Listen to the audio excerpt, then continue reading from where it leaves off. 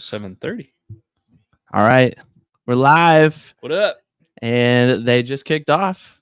So we're a little behind the 8 ball. That's all right. That's all right. At least I was, I figured it'd be 7:30. I thought it was 7:30 too, but that's all right. Maybe, West Coast, you never know what they've got going on. Vikings have the ball to start the game. Here we go. All right, Sammy D. From their own 30. So what did you predict again? Oh, okay. All right, good. Hey, run of 5 yards. 5 yards, good way to start the game. I like that. I predicted. I don't even remember what I predicted. Man. Crap. Now we're gonna have to go back and look. I think I predicted another low scoring one. Yeah. We'll have to reference the bet that you made a little later. We'll have to talk about that. Mm-hmm. Maybe you can even pull up the details and we can read through the parlay that you've got going on for sure. tonight. Absolutely. But yeah, should be a good one. I'm excited. Second and 5. Hey, first there down. We go. Justin first Jefferson. Throw. Looked like he was maybe even being held as he. That's all right. It's a contact sport. Yeah, but if there's a penalty, we'll take it, right? Yeah. Oh, yeah. Should probably change this banner down here because we're live now. Here we go. There we go. All right. Well, welcome in, guys. We'll be monitoring chat here shortly. Yeah, let us know if you're here. Let us know what you want us to talk about. We're just kind of watching the Vikings game here. That's what we do. Run. Oh, yes. Aaron Jones. Made somebody miss. Close to a first down. Got to the second level there. You like to see that. And you like to see him looking fresh, looking good. Yeah, he wasn't even on the injury report at the end of the week, or by now. So super encouraging, for sure. All right. They're moving the ball. Oh, they didn't get the first. I thought he got there. It was close, but 2nd and 1, here we go. He got it. There it is. Easy. Just a 2-yard gain, 3-yard gain. Some of the things we were kind of missing last week was those nice chunk rushing plays. Yeah, we had that really awesome 30-plus yard rushing touchdown at the beginning of the game, but after that, it wasn't consistent enough.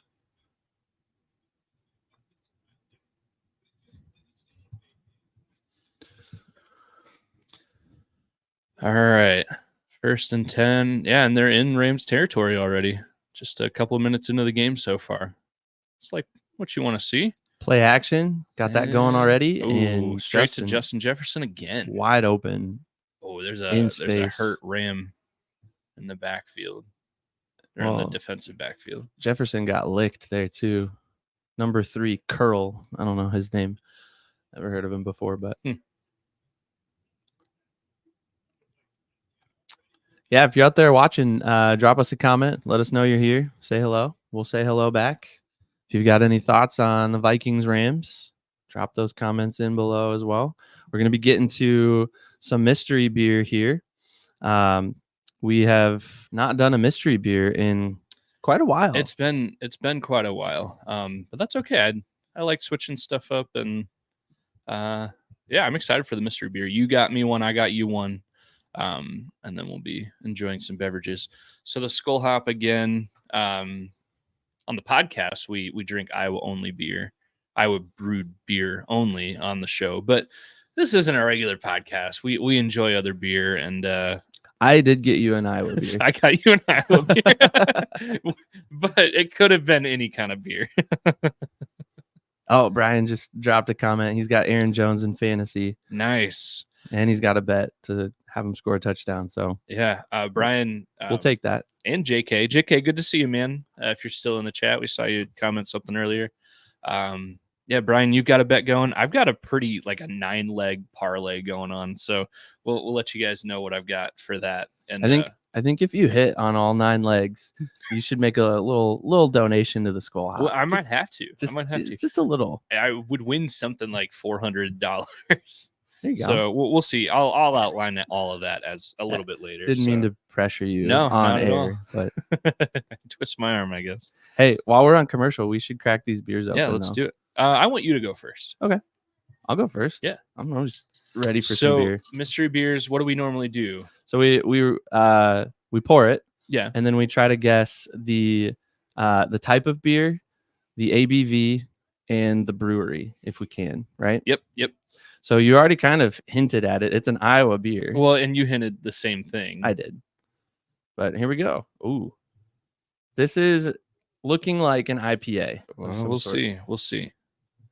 We shall It's got see. this hazy color to it. We'll share that with the viewers here. There you go. Oh, that Can't- looks good. Can't really see through it. It's hazy. Let's smell it. Oh, that's a juicy IPA. This is like right up your alley for sure. I can't confirm or deny anything. JK in the chat says he's got a bet with the Vikings money line and a Jetta TD. Is that a parlay, JK? We'll see. Question. He'll answer. But as we're waiting on him, what do you think? It's definitely an IPA. Okay. All right. 1 for 1 so far. And I'm just gonna go for it. Pseudo-Sue. That's your official That's guess? the guess. So the brewery would be Toppling Goliath. Yep, and the beer, well, Pseudo-Sue. Pseudo-Sue. The exact name of the beer isn't one of the things that we guess. True. So But I just went right for it because it tastes like it, and I don't know what the ABV is. Before I answer that, Curl is he got helped off the field. Looks like he's gonna be okay, but he might not play again tonight. Before I answer whether Pseudo-Sue is correct, what's the ABV on that one? What's your guess? 6.5. All right. I'll have to look at a can because I don't remember. But I will say Pseudo-Sue is not the beer. Oh, dang it. Is it an IPA, though? It is. It's a pale ale. So, okay. Yeah. Is it, you said you don't know the ABV. I'm pretty sure I know. Okay. But I'll have to double check. Am I 6.7 or 6.5? I forget what I just said. You're a little high. A little high? Yeah. 6 flat? Still a hair high. Wow. 5.8.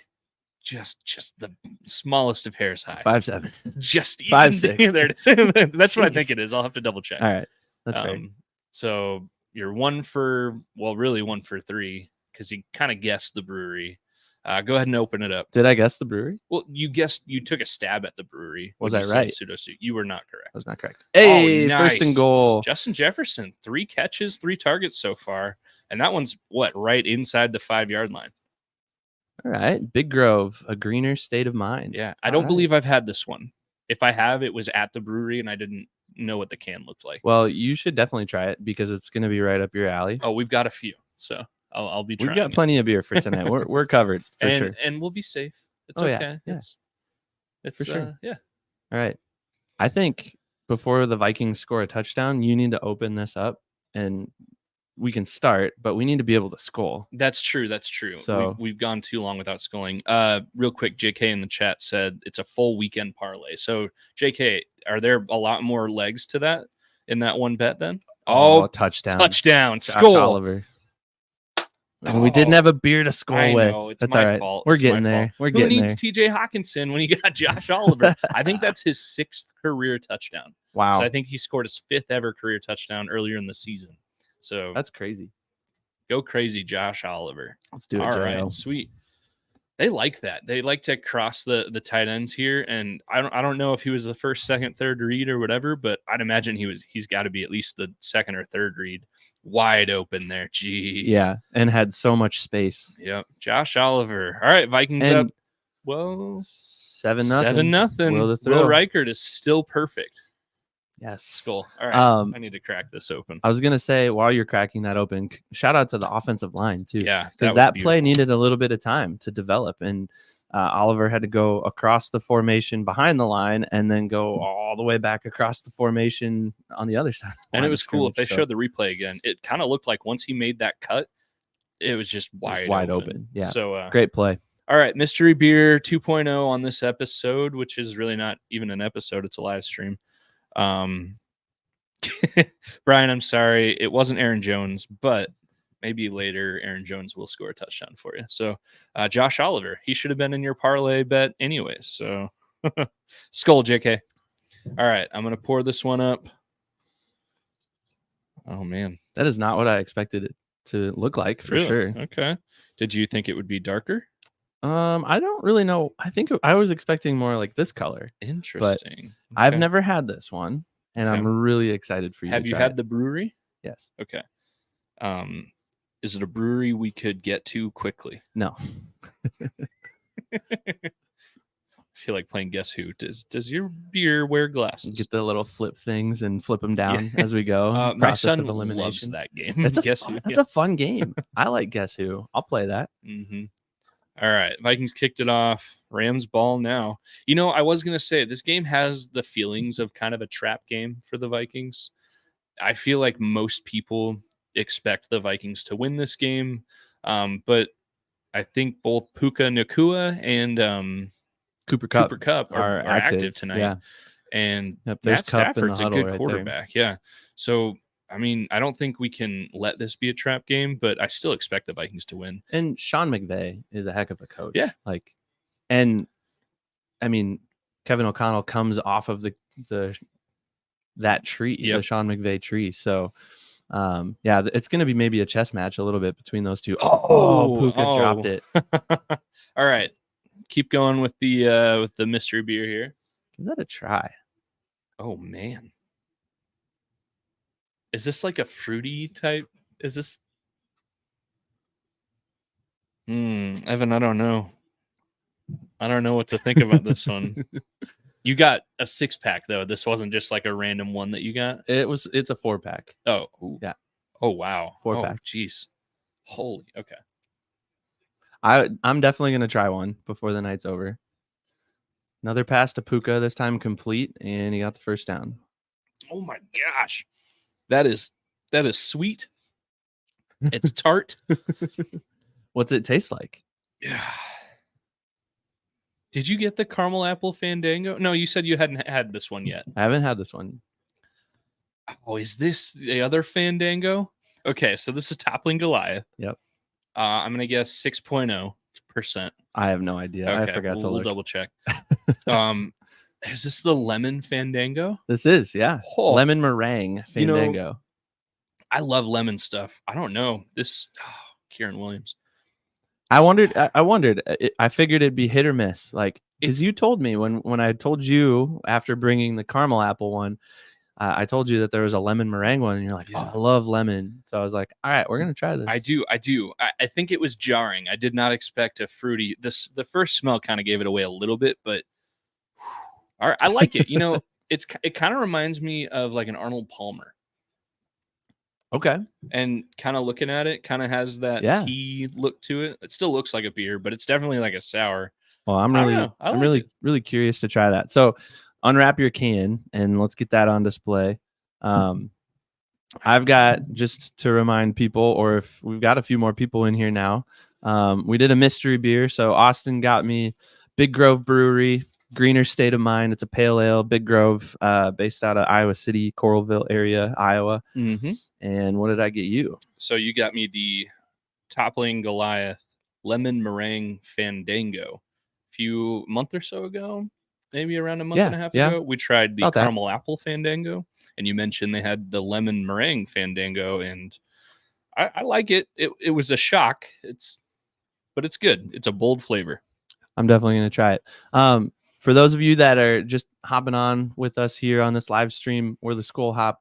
We love the Vikings and we like Iowa beer. And if you tune into our podcast at any point, that's pretty much what we're going to talk about. We're going to talk about the Vikings and we're going to feature a different Iowa craft beer on every episode. So check us out wherever you get your podcast. We're hanging out watching the Vikings take on the Rams right now. Vikings are up 7-0. Rams have the ball. It's 2nd and 4. And I got a little distracted by the beer, so now I'm ready to lock back in on the game. We haven't been locked into the game this whole Rams drive. They're kind of driving down a little bit. Yeah, they're in Vikings territory. All right, Ev, I'm going to talk about my big parlay. JK in the chat said he's got an 8-leg weekend-long parlay. Is that just all NFL games there, JK, or do you got some college sprinkled in there? Let us know. But I will recap what I've got going. This is kind of a joke, but also kind of thinking it could happen. Obviously, first off, I need the Vikings to win. And I need all of these to happen. So I need the Vikings to win. I need the Vikings to score 28 points or more. Cooper Kupp, I put the over on his receptions, which were 6.5. So for me, he needs to get 7 catches, and I don't think he has any so far in the first handful of plays. I need Jordan Addison to hit 50+ yards receiving, which he did last week. I need Cooper Kupp to also hit 50 yards receiving, which it's the Puka Nacua show this whole first drive. Justin Jefferson, I said 80+ yards receiving. Aaron Jones, 75+ receiving and rushing yards total. That was a good tackle by Ivan Pace there. Oh, no. They're going to say he got face mask or something. I need Matthew Stafford to get 200+ passing yards, as well as Sam Darnold to get 200+ passing yards. All of that, what did I put down? $20 to win 480. Yeah, that's pretty blatant face mask. Yeah. Come on, Ivan Pace. When you texted me that, you screenshotted that to me today while we were at work, and I was pretty optimistic about most of those, except for the 200 yards by the quarterbacks. I mean, it's betting. I don't expect that to hit. I mean, it'd be crazy if it did. We'll be high-fiving and celebrating if it does, but that's a lot. That's a lot of legs in a parlay, and that's a lot of things that need to go my way. So we'll see. We also need the Vikings to stop the Rams. They're in the 10-yard line. There we go. All right. Ivan Pace not phased by his penalty. Well, in there on the tackle again.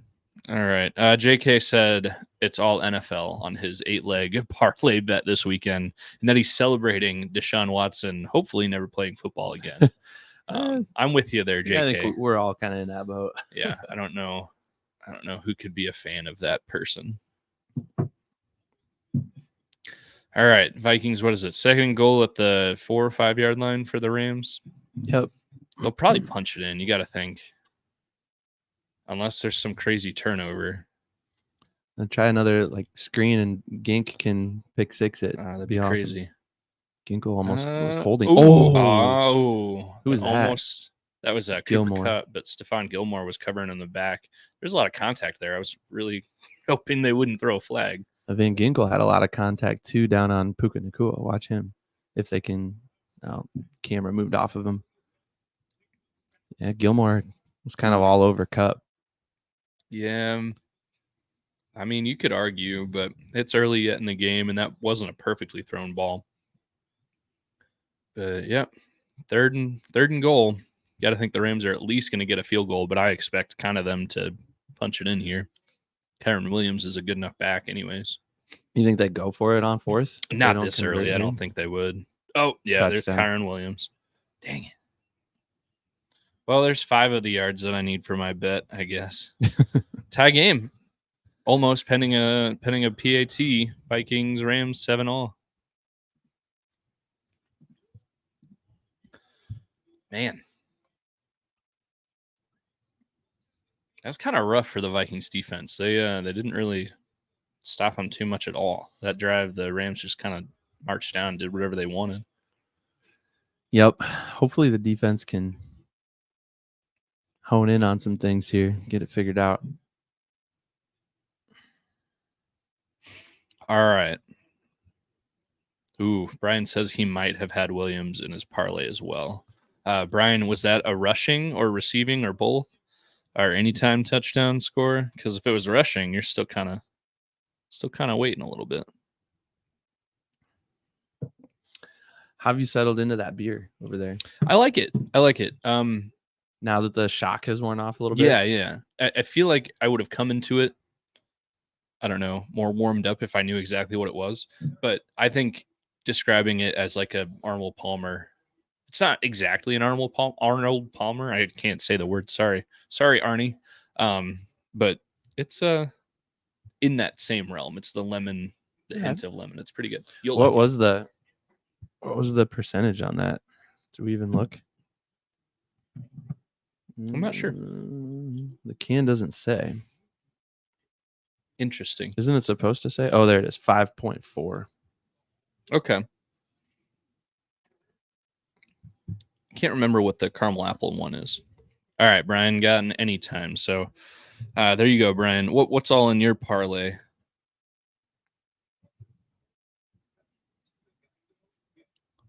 Oh, man. It has me signed back into my betting app here.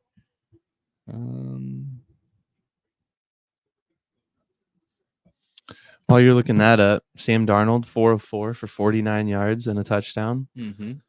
Aaron Jones, 4 carries for 21 yards. Yeah, it was a good first drive. Justin Jefferson, 3 catches, 44 yards. Nice. Okay. So, and Josh Oliver with the 1 catch for a touchdown. So good first drives for both teams. Yeah. What about Stafford? What did his stats look like? Stafford, 4 of 6 for 45 yards. Kyron Williams, 3 carries for 18. And Puka Nacua currently leads the Rams with 2 catches, 34 yards. All right. So, all right. Brian said he's got a 4-leg parlay on this game. Vikings to win, Aaron Jones to score, Kyron Williams to score. Congrats on that. And Darnold to throw for over 175. Yeah, if the Vikings win, that's a pretty surefire one, because you got to think Darnold to throw for over 175 unless he gets hurt. That's almost a given. And I'm assuming Aaron Jones to score, Brian. That's an anytime score, just like Williams. So that you might be looking pretty good on that. Oh man! All right. Well, that's kind of frustrating to see the Rams just march right back down. This might be a shootout. Hopefully the Vikings defense can tighten it up. Hopefully it's not like last week where the Vikings marched down the field, scored right away, and then just couldn't do anything for the longest time. Yeah, exactly. We've been talking about that for couple weeks, 3 weeks now, or it's just this mid-game slump. So hopefully Kevin O'Connell's got something ready to go here. He's got something cooking. Yep. All right, Vikings offense marching back out on the field. There's the man of the hour. Justin Jefferson, before the game, was surprised by Chad Ochocinco. I think he went back to Chad Johnson now to let him know that he is now back to 99 overall in Madden after their most recent update. So that's congrats, Justin Jefferson, getting back to 99. I think he had been 99, but in the beginning of the year, he wasn't quite in that club yet. I'll look for a run up the middle here. And they go nowhere. And lost a half a yard, maybe.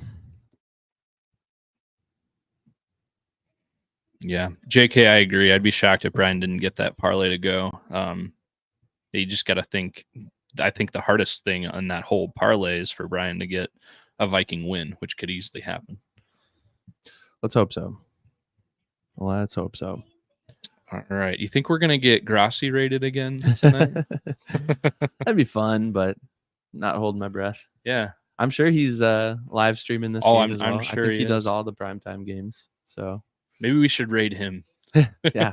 Oh, there he is. Yes. Jordan Addison. Jordan Addison getting involved. 13, all right. 14 yards right there. He's had a relatively quiet couple of weeks. So good to see him getting active again. That's nice. That play kind of reminded me of that horrible third down play at the end of the Lions game. Yeah. Where you had a high-low wide receivers, except this time Addison was the high and Jefferson was the low. Yep. And Sam Darnold still went with the high route, but connected with Jordan Addison for his first catch of the night. So that's awesome.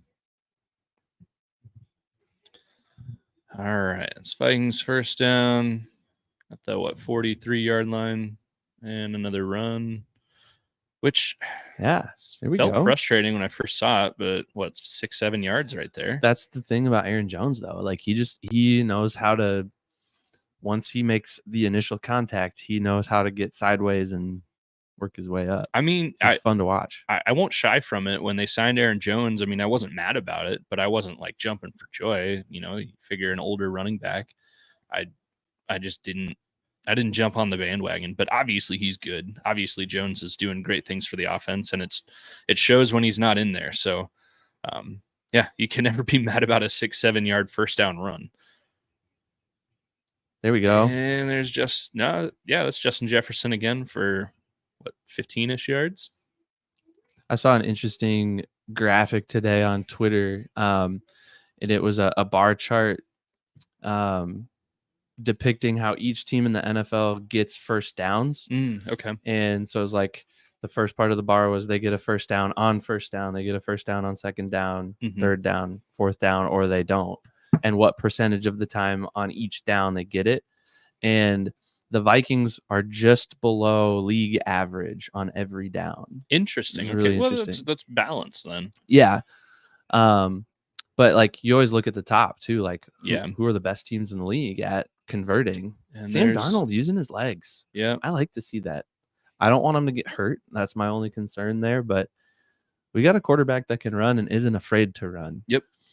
Like, we never saw Kirk run. We saw Kirk run a handful of times the whole time he was a Viking. Yeah, he had at least one rushing touchdown. We witnessed We saw that in Minnesota against Arizona in 2022. But yeah, he wasn't a run first kind of guy. He had some mobility, or I guess athleticism, I guess you would say. So, but it was always surprising if you saw Kirk Cousins run.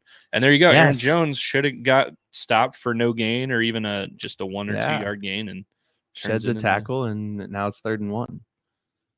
JK, yeah, I definitely agree with you that the Vikings being just below league average is better than being at the bottom for sure. Oh my gosh, yeah. And the tush push gets them the first down. I think it was just the normal QB sneak, tush push. They're all the same. Well, the push, you got somebody behind him. True. Like, what was it last year? The Vikings tried the tush push twice in a row with Brandon Powell pushing. The smallest guy on the team. Literally. Like, the punter's bigger than Brandon Powell. Yeah, put Ryan Wright back there. Yeah. Oh, wouldn't that be something? That'd be hilarious. All right. They got the first. It's official. It was funny to see the Rams defense kind of put up the hold sign when it was obviously he got it by a yard. Well, they're quickly now they're in the red zone. All right, Justin Jefferson. He's already got he's got to have 6-ish catches already. Yeah. Let's refresh the old box score here. 4 catches. And that might not include this one that just happened a few seconds ago. Before that one, 4 for 63. Nice. Yeah, Justin Jefferson already has 68 yards receiving, and I need him to get 79.5, so 80. Well, that leg will probably hit. That one. There's 8 other ones that I need, though. He was pretty vocal in the media this week, saying that he was sick of these 80, 90-yard games. Yeah. And he wanted to break 100. And you got to wonder if Aaron Jones with another first down there. That's nice. Mm-hmm. Almost lost the football, it looks like. Did he? I don't think he did, but he kind of disappeared real quick, at least on TV. Anyways, I was saying you got to wonder if Justin Jefferson maybe had some conversations with KOC, like, hey, get me more involved. Like, and we've been saying that too. Mm-hmm. Like, get the guy involved. You paid him all this money. He's such a good player, and he's been relatively quiet this season. Yeah, so. I saw that quote from sometime in the last couple of days where he said, like you said, I'm sick of these 70, 80-yard games. I think that's kind of a cherry-picked quote because he wasn't like yelling at anybody. No. He was just, yes, touchdown. And not the guy you would expect. That was Trent Sherfield. Oh, my gosh. That's got to be maybe his 3rd catch as a Viking. All right. Skol, baby. Skol. Have we scolded yet with our beers? Not with a beer. Love it. All right, Brian, did you have a Trent Sherfield anytime score? If you did, that had to have been a crazy odds play. Look at that. They like those crossers. I feel like that's how you create space. That's how you get guys open. And you got to know Justin Jefferson had 2 or 3 guys draped on him. Will the thrill is perfect. Still perfect. I think I tried to add a Will Reichard part of my bet, but when I added it in, the app wouldn't let me add it into the parlay.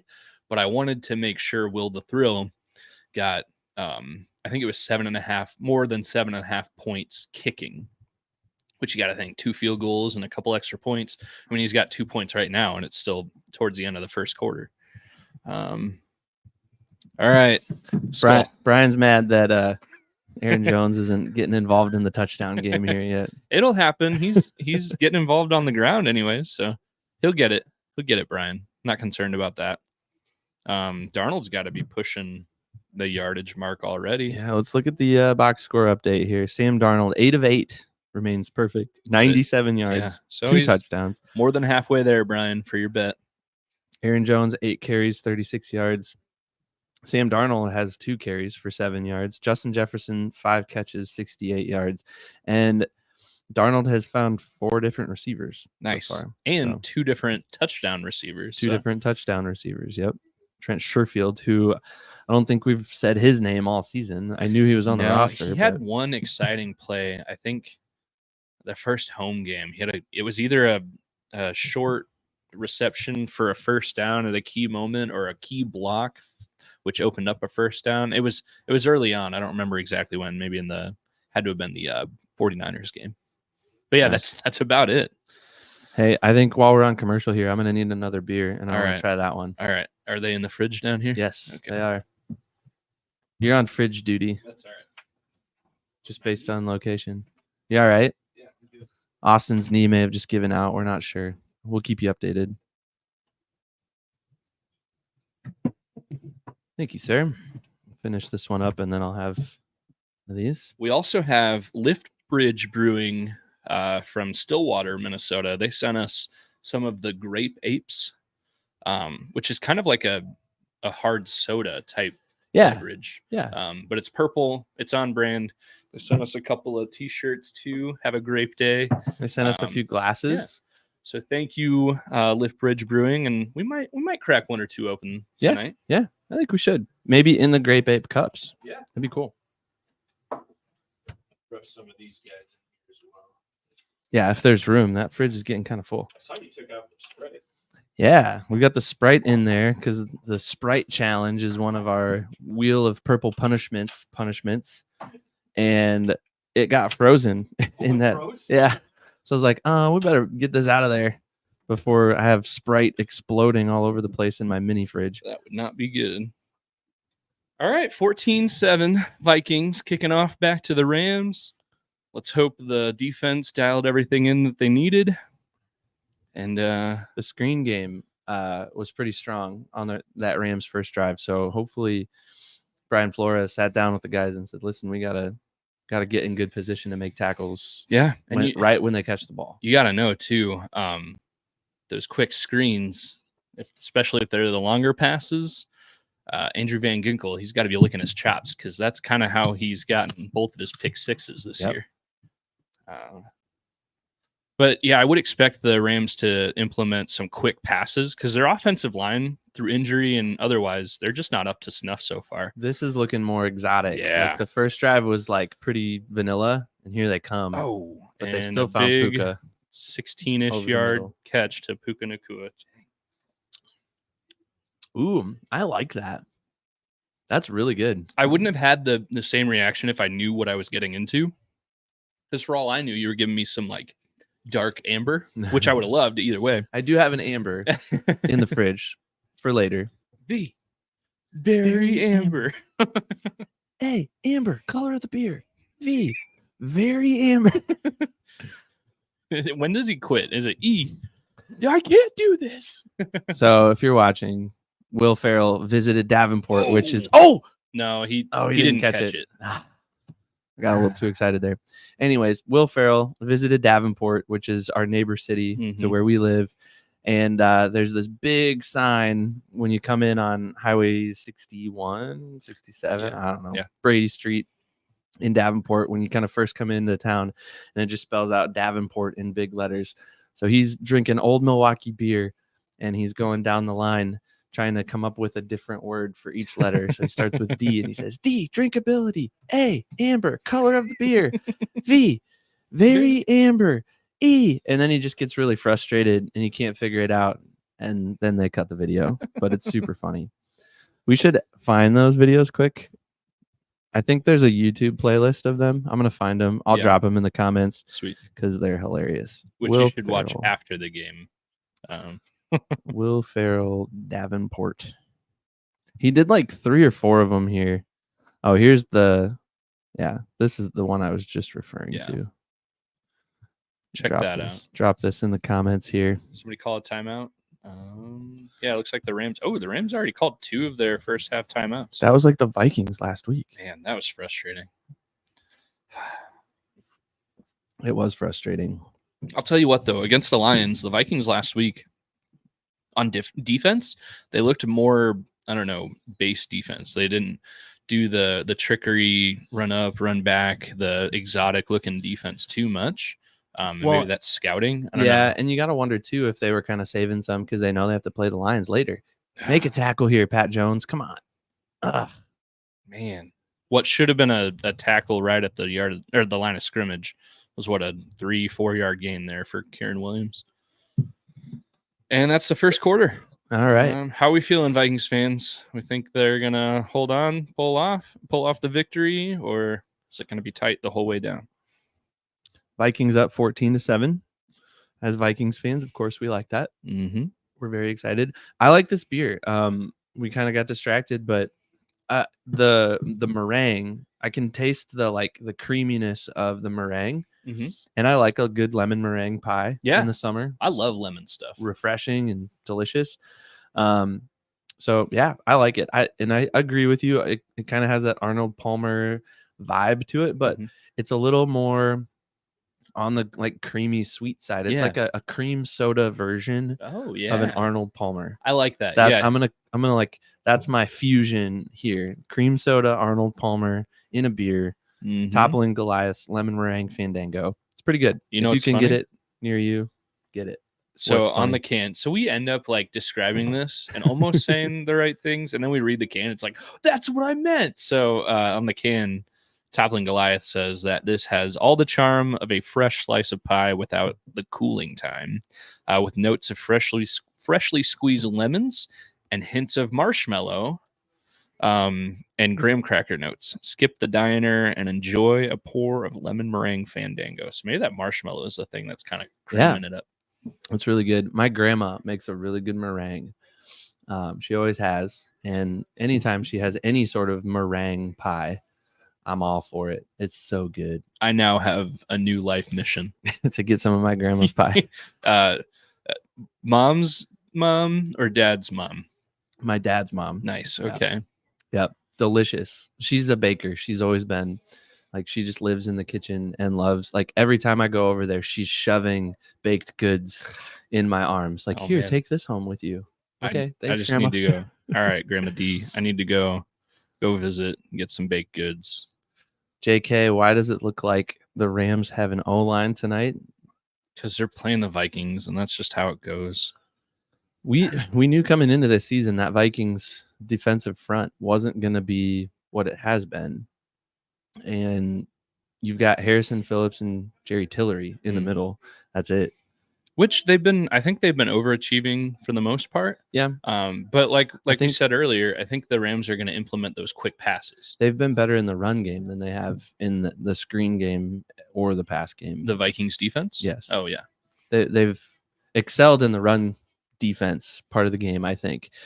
It's going to come down to their stopping the screen. And I think the screen is Sean McVay's zone buster. He sees him in zone, he's going to call that screen because all the linebackers and the secondary are just going to freeze and wait to watch the play develop. And then by that point, their speedy guys can get 4 or 5 yards. Yep. All right. They just motion Puka Nacua out to the wide right. And ooh, nice good stop. Not the best pass in the world, but definitely catchable.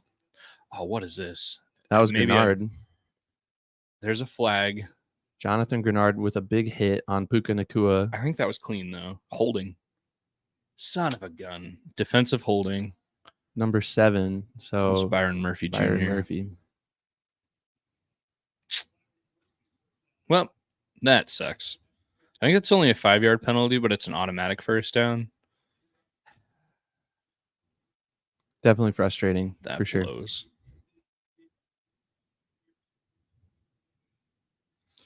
Yeah, he kind of had. I mean, he was touching his back, kind of, but he wasn't impeding him at all. Yeah, 5-yard penalty, but an automatic first down. And here's a big rush for what will be a first down. Yeah, jeez. All right. Now the Rams are, inside the 40 for sure. But I guess I do need Kyron Williams to get some yards, so I'll take it so far.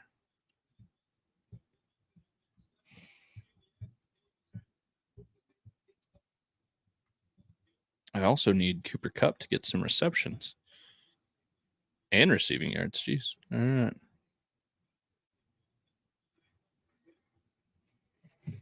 right. Kyron Williams is on the sideline with a a shoe that's basically off. It's kind of interesting. There we go. There it That's a is. stop. Vikings could use a turnover. Yes, and that's been a signature of this Vikings defense so far this season. Lots of turnovers. Last week it was that Ivan Pace, fumble recovery, but that Metellus force fumble, and the run to score a defensive touchdown. I wonder if he like blew out of his shoe or something. They're like taping up Kieran Williams on the sideline. Yeah. Here we go. We got former Michigan Wolverine Blake Corum. He's going to get in the game a little bit more. Herb Street just mentioned his name. All right.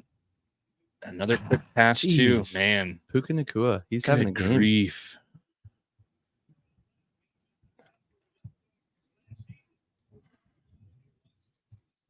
And Vikings ran a blitz. Ivan Pace has been blitzing like crazy this whole season. Oh, and then Corum picked up the blitz. So, man. All right. Vikings need to tighten it up.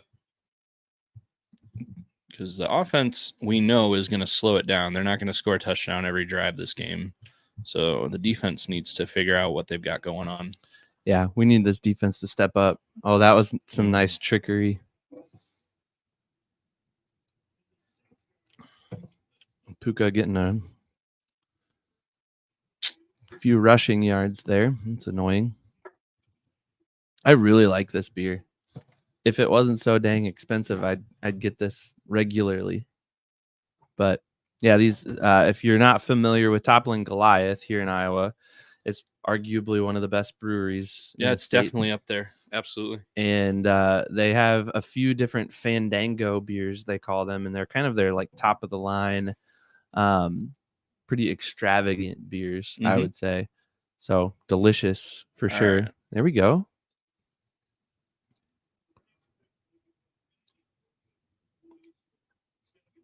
All right, so it's 3rd and goal. Or is it can they get a first down? I guess I wasn't really paying attention.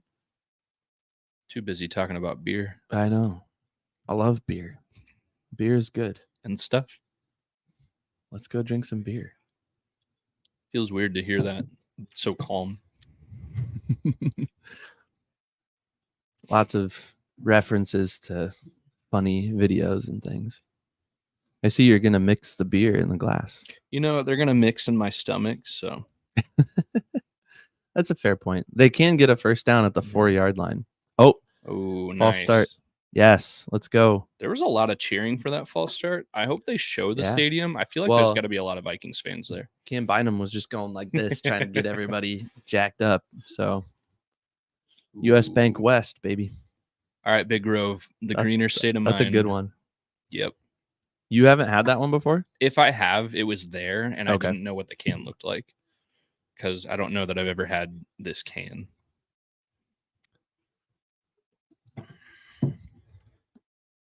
Was it a false start or was it a delay game?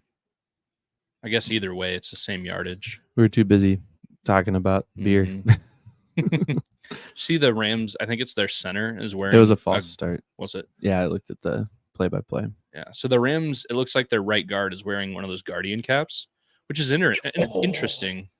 They dialed up a good blitz there. Oh, they're going to get defensive pass interference. Are you kidding me? Come on.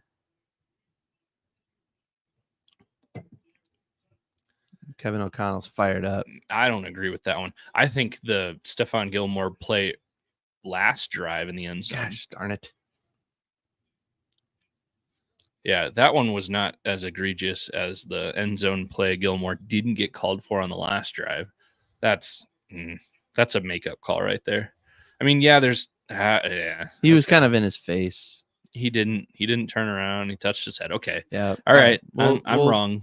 Yeah. Well, in real time, it didn't look that bad, but when you get the different camera angle and they slow it down, that's a penalty. You won't see that too much from Gilmore though.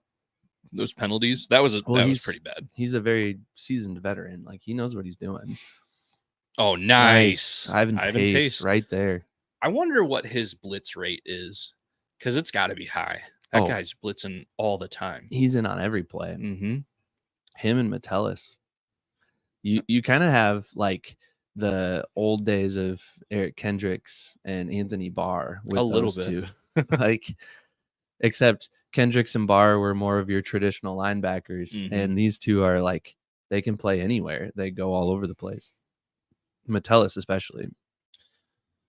Oh man! All right, come on, you got to stop him. How many chances are you going to give him down here inside the 10-yard line? Oh, Grenard with a good spin move. Yes! And Oh, didn't come they let him on. go? And they're going to score a touchdown. Dang it. Good grief! Are you kidding me? Cooper Kupp touchdown. Got to wrap him up. It's not like Stafford's electric, super mobile guy. He just slipped out of that sack. Good grief. That's frustrating. That is frustrating. Yeah, Jonathan Grenard had a really sick spin move at the line, and man, Stafford gave up. And Phillips almost had him too. Oh man, he gave up and just and fell Metellus out of it. almost got his paw on it too as Matthew Stafford threw it. Man, Matthew Stafford is slippery. I mean, credit, that was a heck of a play for Matt Stafford. That was it sure was. Golly. Sure it was. Oh, okay. And he made it. All right. 14 all tied up. Like everybody predicted. Yep. Come on. The Vikings need to do some soul searching in this game. Like, if we're going to be that team that we thought we were after going 5-0. What's this we stuff? I'm just kidding. I'm sorry. I'm wearing this jersey. We've got all this Viking stuff around. We do a weekly podcast on the Vikings. I can say I think. Oh, Big Grove, greener state of mind. This is fantastic. It's really light and refreshing. Brian, that wasn't Aaron Jones. It also wasn't the Vikings. Yeah. So, Brian, we're disappointed. You need to open your eyes. Take your eyes off the Steam Deck there for a second. Figure out the Vikings are about to be on offense now. Although that drive did kind of help my parlay a little bit. Matt Stafford, he's up to 85 passing yards. I need 199.5. Cooper Kupp, he just got 7 yards receiving and a catch. So his first catch of the night, and it was a touchdown. All right.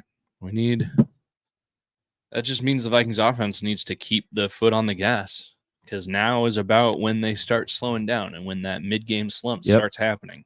And they have to be able to get over it and figure it out. Mm-hmm. Matthew Stafford, 8 of 11, 85 yards.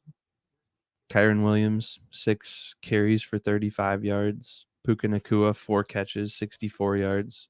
But Cooper Kupp with that last and only catch of his on the night with the touchdown. Yep.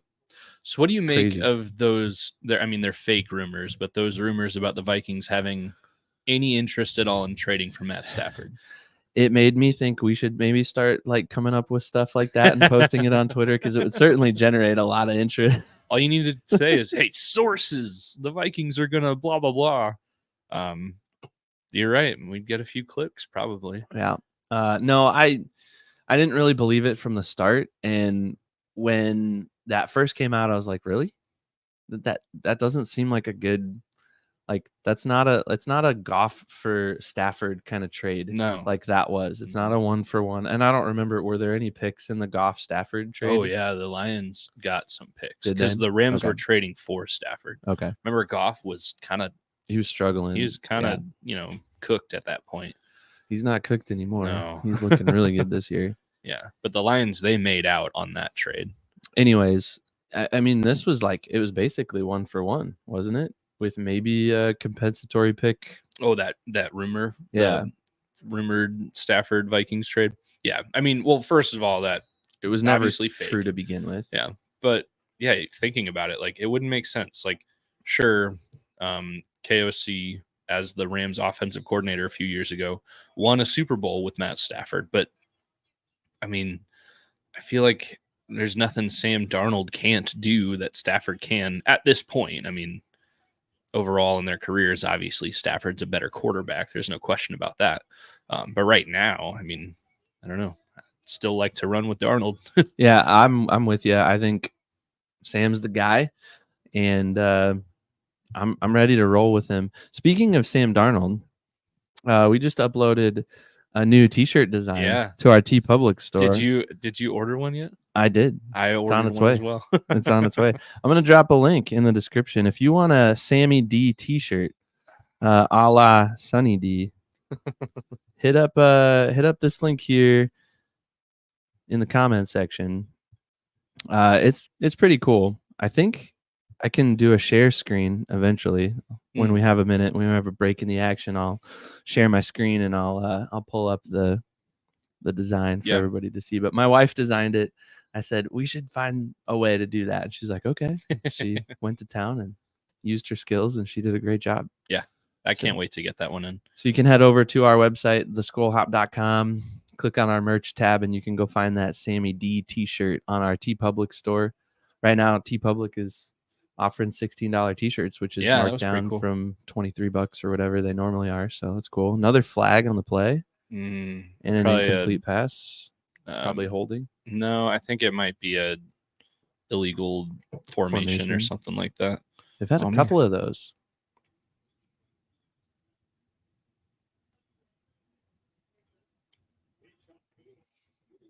Illegal formation. Yeah, that's what killed the dream of the 68-yard field goal at the end of the game last week.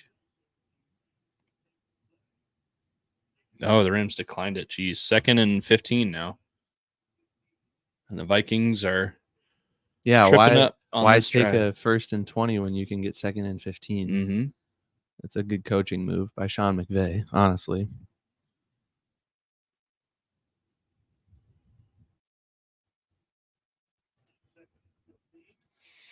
Jefferson comes across the formation, play action, screen pass to Jefferson, and he gets 6, 7.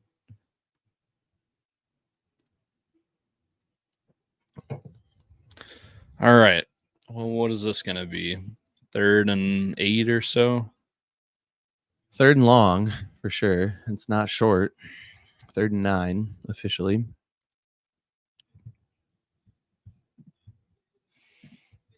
All right. Gotta pick this one up. Yeah, gotta convert, gotta keep the pedal to the metal, and you gotta score. The Vikings have not punted yet. This could be their first punt of the game. All right, here we go. Throw, quick, get it out. Oh, man, what was that?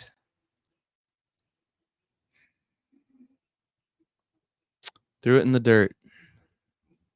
Come on, Sammy D. That was not what you want. There's a lot of pressure. Johnny Munt didn't do a great job. Ed Ingram looked like his guy kind of won. Yeah, how about Ed Ingram? Might lose his job here in a week or two. Yeah, if Reisner's back, we'll see. Man. First punt of the night for the Vikings. Ryan Wright booms it away. Sends him back inside the 10, and he'll be tackled at the 12. All right. Good punt. Good punt play. Wonder how far that was officially. That was a heck of a punt, though. All right, I'm going to see if I can share my screen here quick. I don't know how this is going to work, but if we lose you, come back.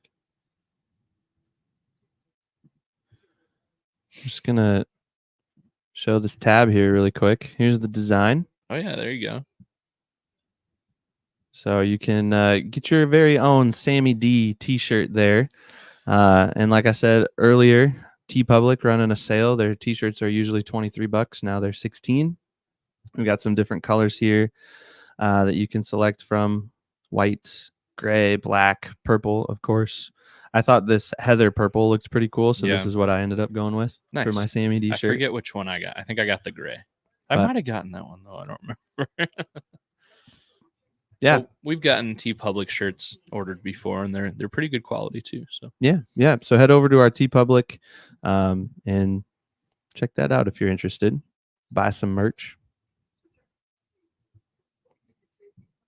Link in the comments. All right, man. What do you think so far? Feeling good?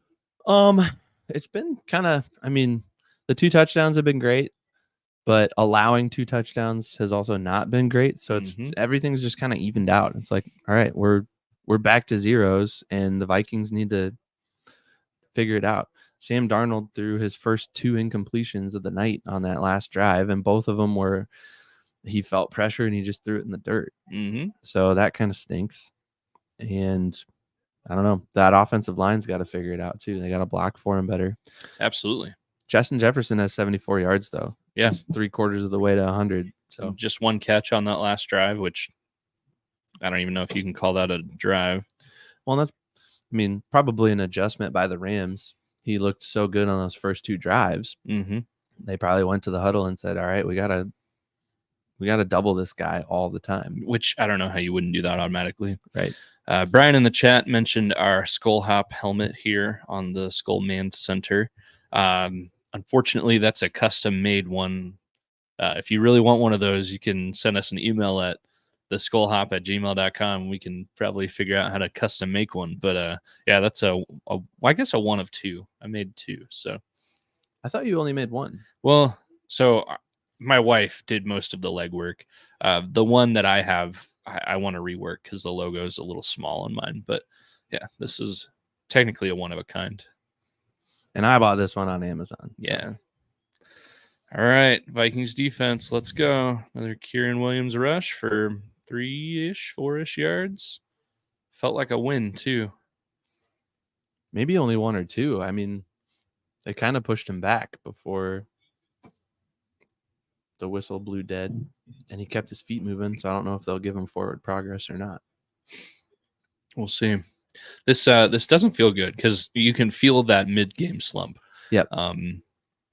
Defense has always been keeping it up, except for last week against the Lions and really that Packer game, the second half where they fell apart. He only got 1 on that. Nice. Okay. Ooh. Grenard jumped. Would they blow the play dead on that? I don't think they blow the They've play been dead blowing on it dead. defense. Yeah, that's false start. All right. Sweet. Perfect. Let's go. Back them up. And now they're probably inside the 10. Well, they're definitely inside the 10. I think that would be half the distance, wouldn't it? That close to the, yeah, they're definitely inside the 10. 7-ish yard line. Who moved, though? Because Grenard saw it. That's why he went. Oh, the center kind of jerked a little bit. I was going to say maybe 67, too. I don't know.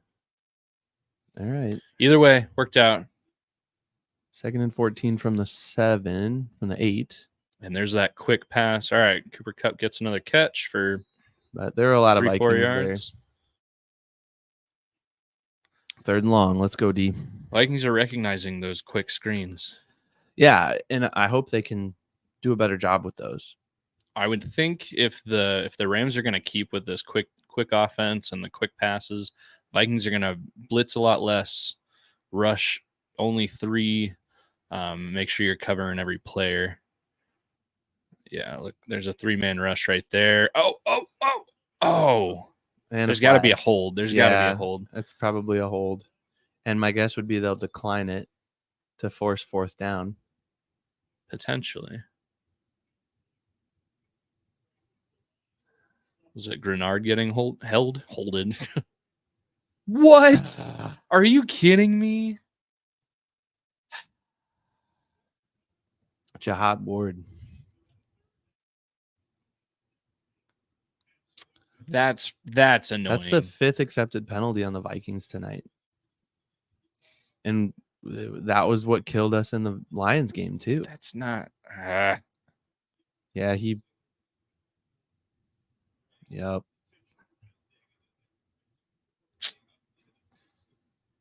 Well, yeah, if they would have called intentional grounding on Stafford there, then they would have been offsetting penalties and would have just replayed the down. But now it's 1st and 10 from the 17. Come on, defense. And well blocked rush for 5 or 6 yards. Is that Williams or the other? No, that's Blake Corum. Oh, the Michigan kid. I forgot that he went to. Yeah, friend of the show for us would be pretty happy about that. I wanted the Vikings to take him. I was looking at him too. Obviously, it's a good thing we are not the GM for the Vikings. Kirk Cousins might still be in purple on like $100 million a year contract. That's a false start right there. At least 1 or 2 guys on the right side for the Rams. There you go. That's what you like to see.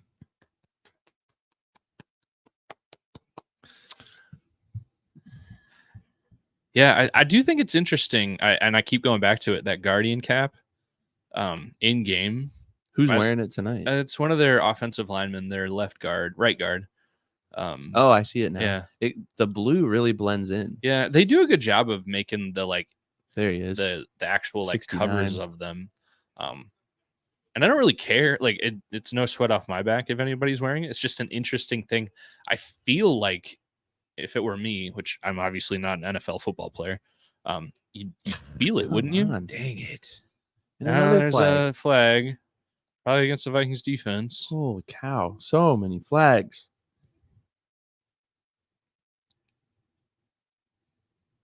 I don't know. I can't tell who it's on yet. So many penalties. Yes, indeed, Brian. Yes, indeed. All right, I'll take offensive the holding. Still, sometimes it feels like the refs need to make sure everybody knows they're on the field as well.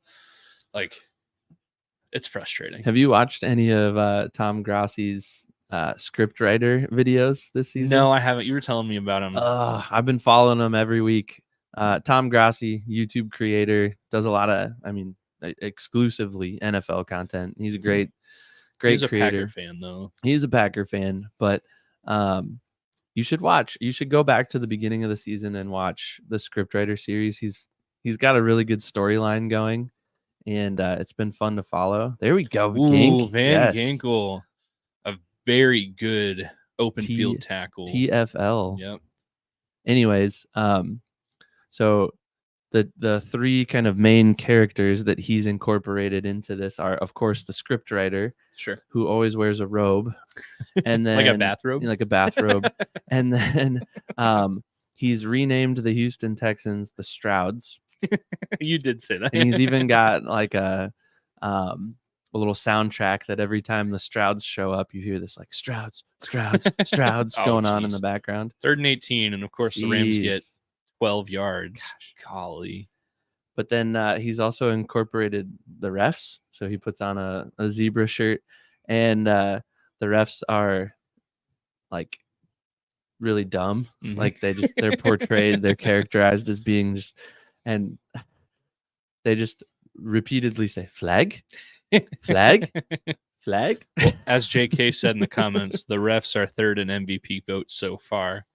Which I don't know how you couldn't be if you're that vocal in every single game. All right. Rams field the punt, field it clean. Brandon he Powell didn't even fair catch that. It was risky. Every punt this season, for or against the Vikings, have made me nervous. Ever since that Jalen Naylor muff in the Packer game, I just get nervous. Aaron Jones has been kind of quiet on that last drive. Yeah, I mean, the first 2 drives he was okay, but you only see him about 70% of the offensive snaps. No one else has a carry other than Sam Darnold, though. So, well, you got to wonder if we're going to see Ty Chandler. Maybe, yeah. Talking about another guy, Ty Chandler's turning into this year's version of Alex Madison. Yeah, he's kind of a pumpkin at this point. Mm-hmm. It'd be nice to see Cam Akers get some touches. Yeah, I wonder, you would assume Brian feels like you're mocking him a little bit with the Aaron Jones thing.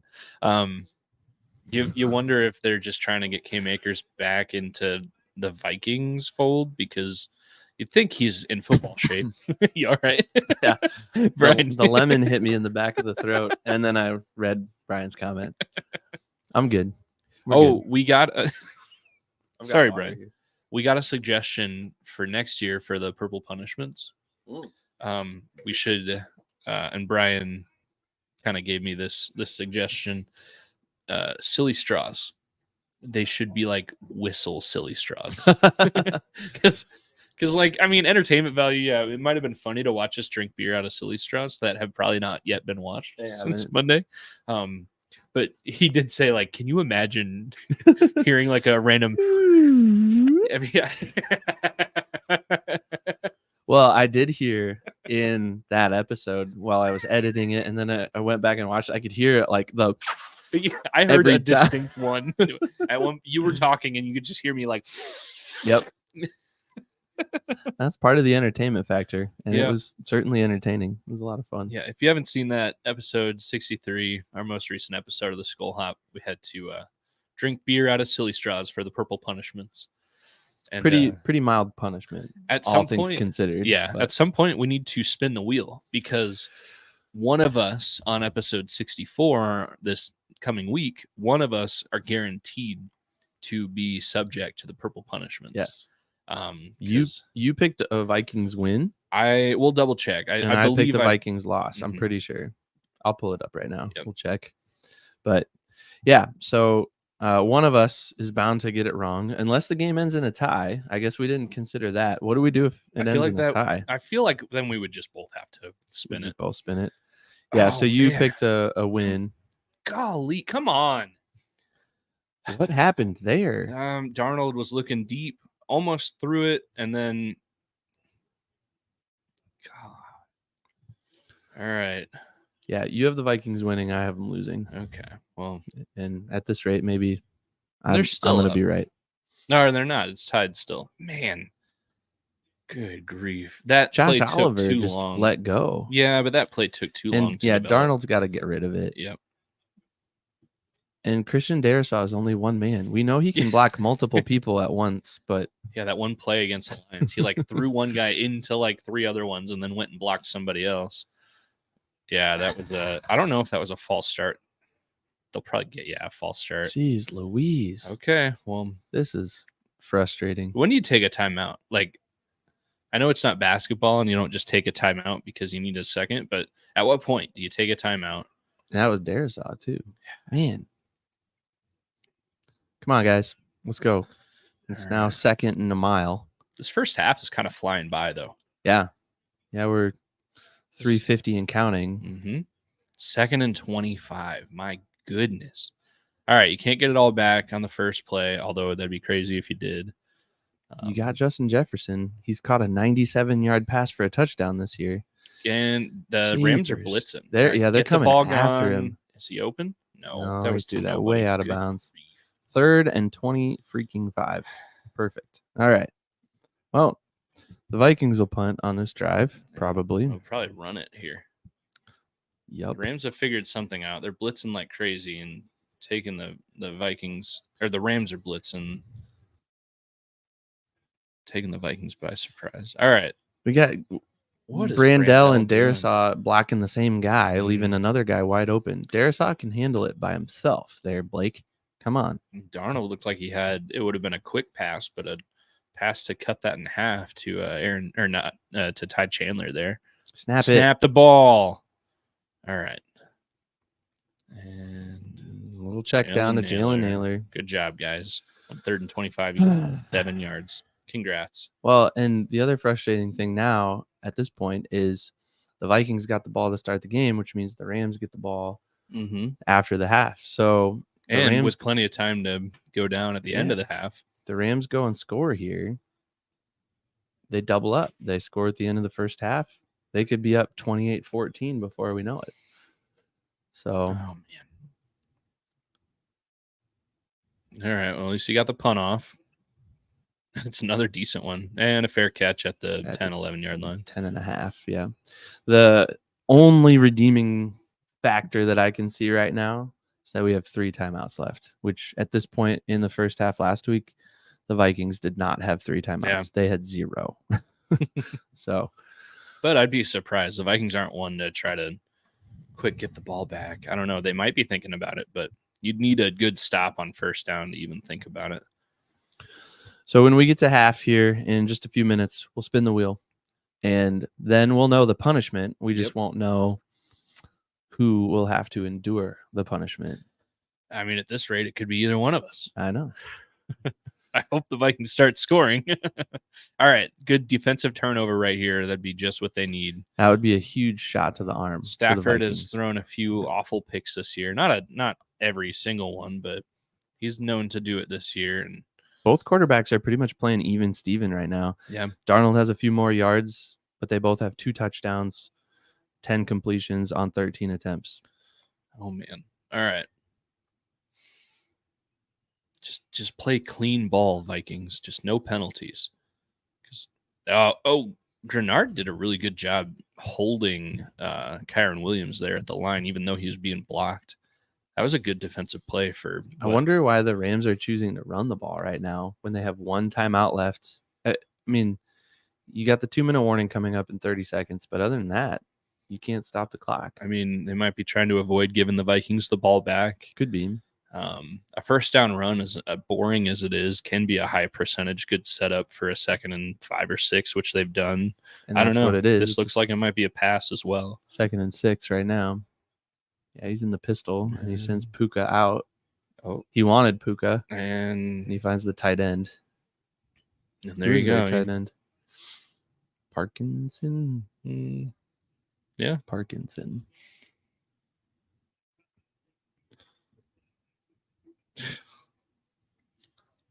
All right, 2-minute warning. All tied up. The Rams are driving. Man. Ugh. Frustrating. This doesn't feel good. This doesn't feel like the Vikings are on another level than the Rams. At least this has been a little bit more exciting than the Raiders-Vikings game that we endured last year. That is true. A 3-0 victory. Yeah, and those 3 points weren't scored until towards the end of the game. That was we had beer and we had each other to get us through that one. Evan, we'll always have each other, man. Skol. Wow, that was an empty glass to an empty can. And good news, we have more beer. What do you think about one of those the grape apes? Sure. I think we should do it. You want to do it in the grape ape glasses? Yeah. Sent us? Let's get her done. So Lift Bridge out of Stillwater, Minnesota. They sent us a little care package. It was really nice of them. Thanks, Lift Bridge. Like we said earlier, we only drink Iowa beer on our podcast episodes, but this isn't the podcast. This is a live stream. JK is giving us a little grief here. You said, I remember when the Vikings had a tight end. Hey, yeah, TJ Hawkinson might still be out, but hey, Josh Oliver scored a touchdown tonight. So. Yeah, he did. Johnny Munt has scored at least one touchdown this I think year, just too. one, yeah.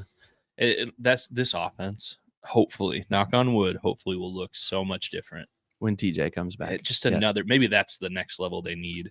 TJ Hawkinson and then Dalton Reisner. You figure wherever he goes, he's going to be hopefully they don't yank him around and try to use him as motivation and keep Ed Ingram in there until he fully loses his job. But man, all right. Grape Ape. The grape and lemon lime hard soda, I would call this. Yeah. Well, it says it's a part of the cocktail series. So another lemon drink. We're really feeling the lemon tonight. Let's hope the Vikings don't produce a lemon. It's definitely got that purple color, though. That's kind of cool. It's fun to see. I like that. I don't know how well you can see that on camera, but we had a few of these not too long ago. Yeah, if you're an eagle-eyed Skol Hop listener and viewer, you might notice within the last couple episodes, we did enjoy one of these sneakily for a brief moment on the episode. Maybe the first time we've had a non-Iowa beverage. Well, this isn't I wouldn't say this is a beer. It's not beer, no. Malt beverage, yeah. All right, 1st and 10 Rams, and they're rushing it. And the Vikings just let them get 13 yards. Yep. And this rush defense I was touting earlier is just looking weak. And you know what the Rams are doing? They're pulling the Vikings defense in a little bit. They're rushing it. Look for a deep bomb here before the end of the half. Oh, that looked unsettled.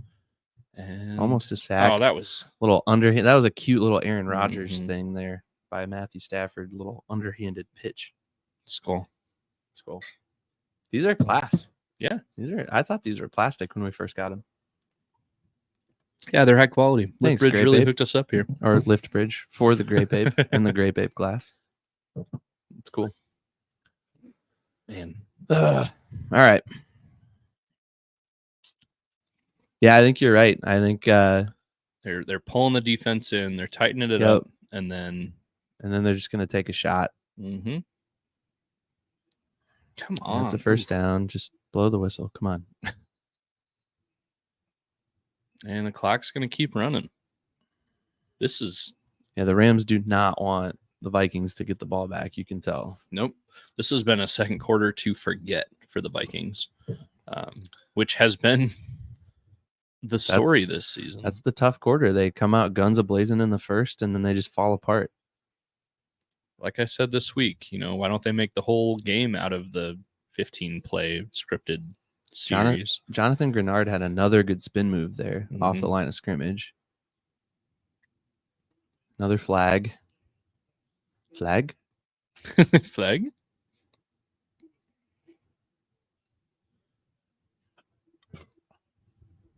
No flag on the play. This grape ape makes me burpy. Yeah, a little bit. It's very carbonated. Very carbonated. It's good though. If you like grape flavored like soda, I do. It is nice. Ooh, that was a low hit to Stafford. I mean, I think the refs got it right. He was blocked into him, but and here's that bomb. Ooh, good play by Stephon Gilmore there. Skol. That was the best play we've seen probably in the second quarter. Yeah, of the whole team. Jeez. I don't know. Ryan Wright's had a couple of decent punts. Stops the clock. I gave Ryan Wright my game ball on special teams last week. I think partially because I stole the easy one, Will Reichard. You did, but I mean, Vikings almost had 12 guys on the field. Come on. Too much. Oh, there we go. Yes. All right, Jonathan Grenard with a batted ball, 4th and 6 with 42 seconds left. Vikings have 3 timeouts. Yeah, I feel like there's been 1 or 2 of those batted at the line balls for the Vikings defense every game this year, and those are huge. Yes. Because I think he had Kieran Williams towards the outside, and that would have been complete. Good job, Jonathan Grenard. How about him this year? He's been fantastic. All of those defensive free agent pickups have been massive. Grenard, Van Ginkel, huge. Gilmore, Shaq Griffin, they've all played really well. Oh, what a punt. Good grief.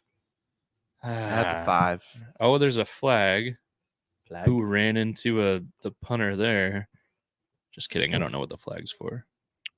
3 or 4 yard line. It's probably like a block in the back or a hold on the receiving team. That's what it usually is. Receiving team. Golly.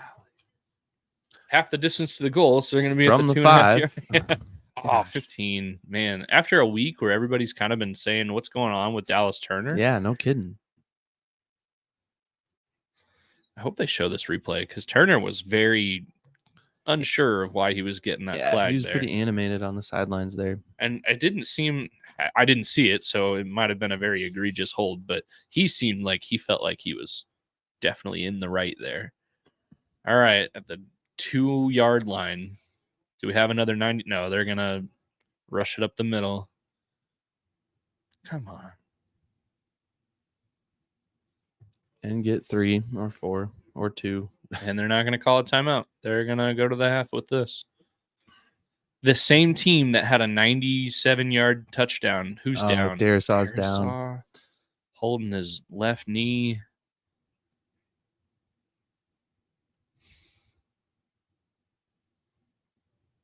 Man. That's a huge loss if he's hurt.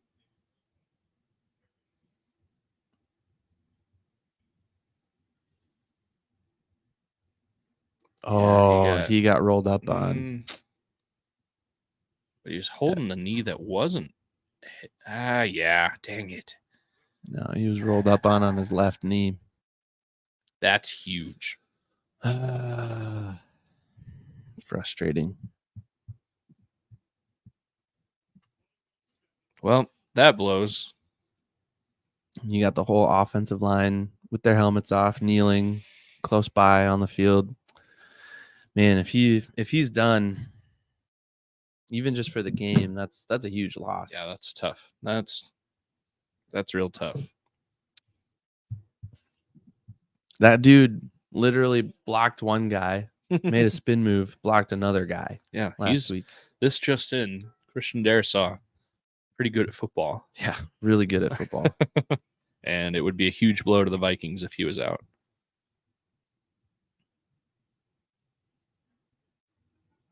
Yep, JK, I agree with you. Let's just hope he's out for a play and then he comes right back in. Which, I mean, if he is good, he wouldn't even have to miss a play because they called a timeout.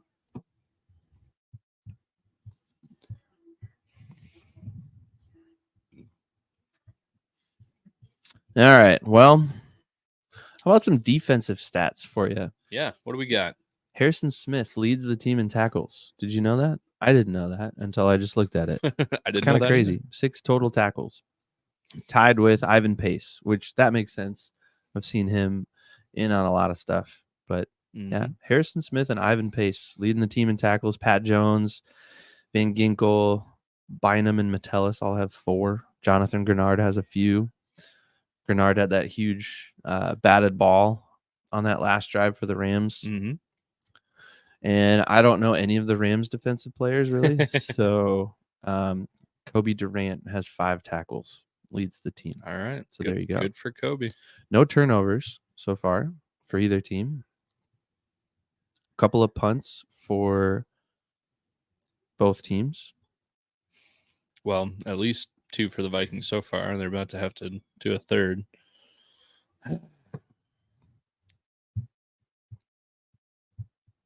Ooh, and there's Darisaw getting helped off the field. At least he's not in like an air cast or something. But yeah, that's going to be a huge blow to this Vikings offense if he's out.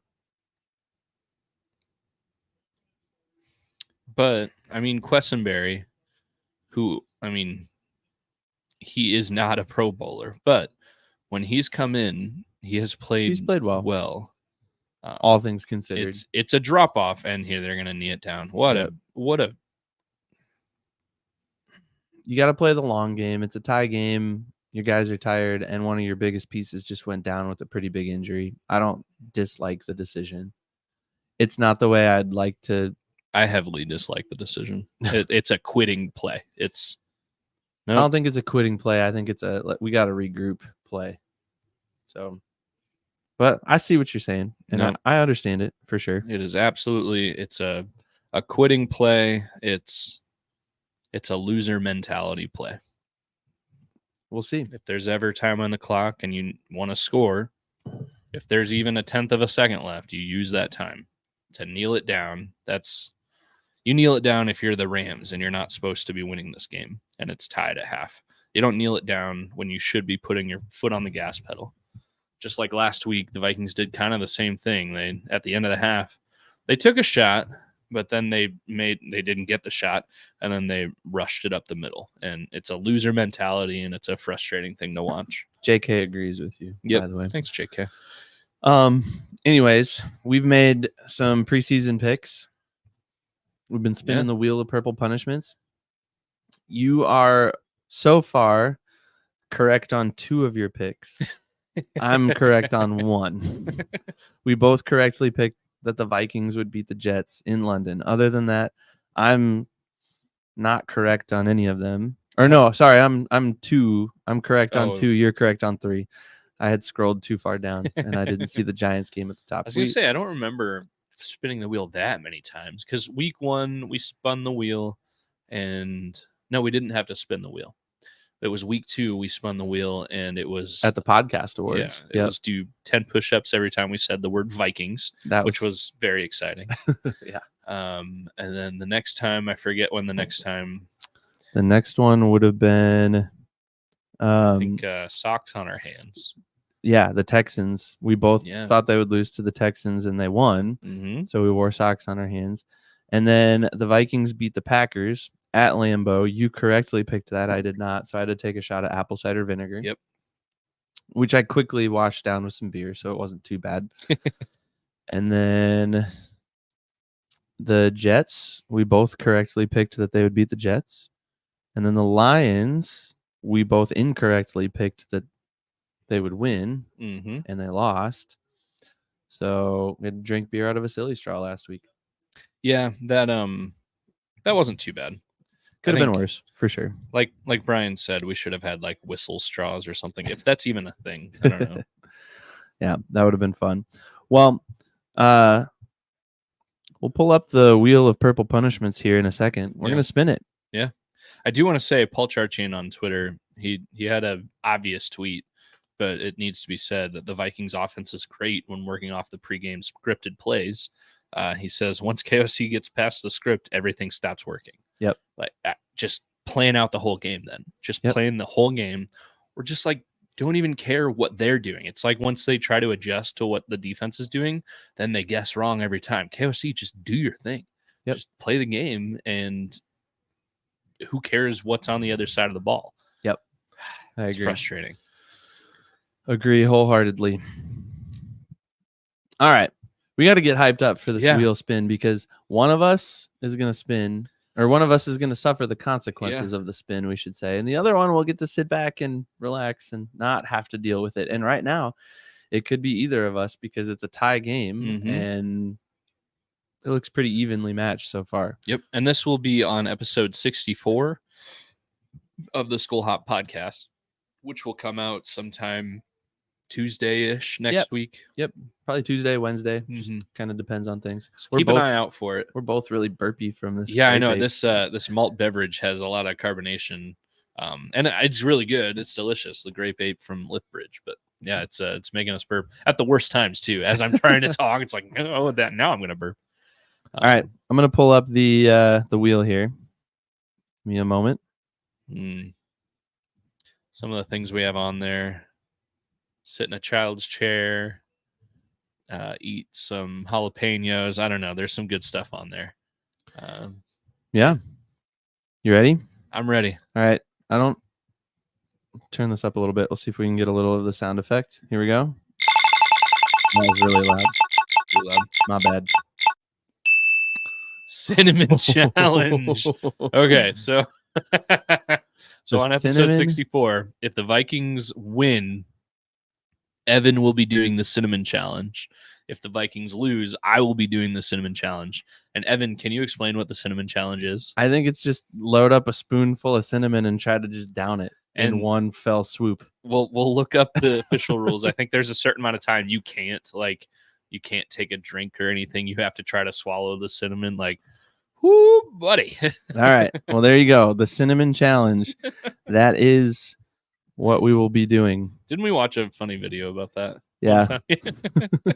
There's a really funny video out there on the cinnamon challenge. Just YouTube it, Google it. You'll find it. So yeah, we'll be doing that. Hopefully we don't ruin a laptop or two. JK just asked, and we've already mentioned this, I think, but if a tie occurs, then we'll both do it. Yeah.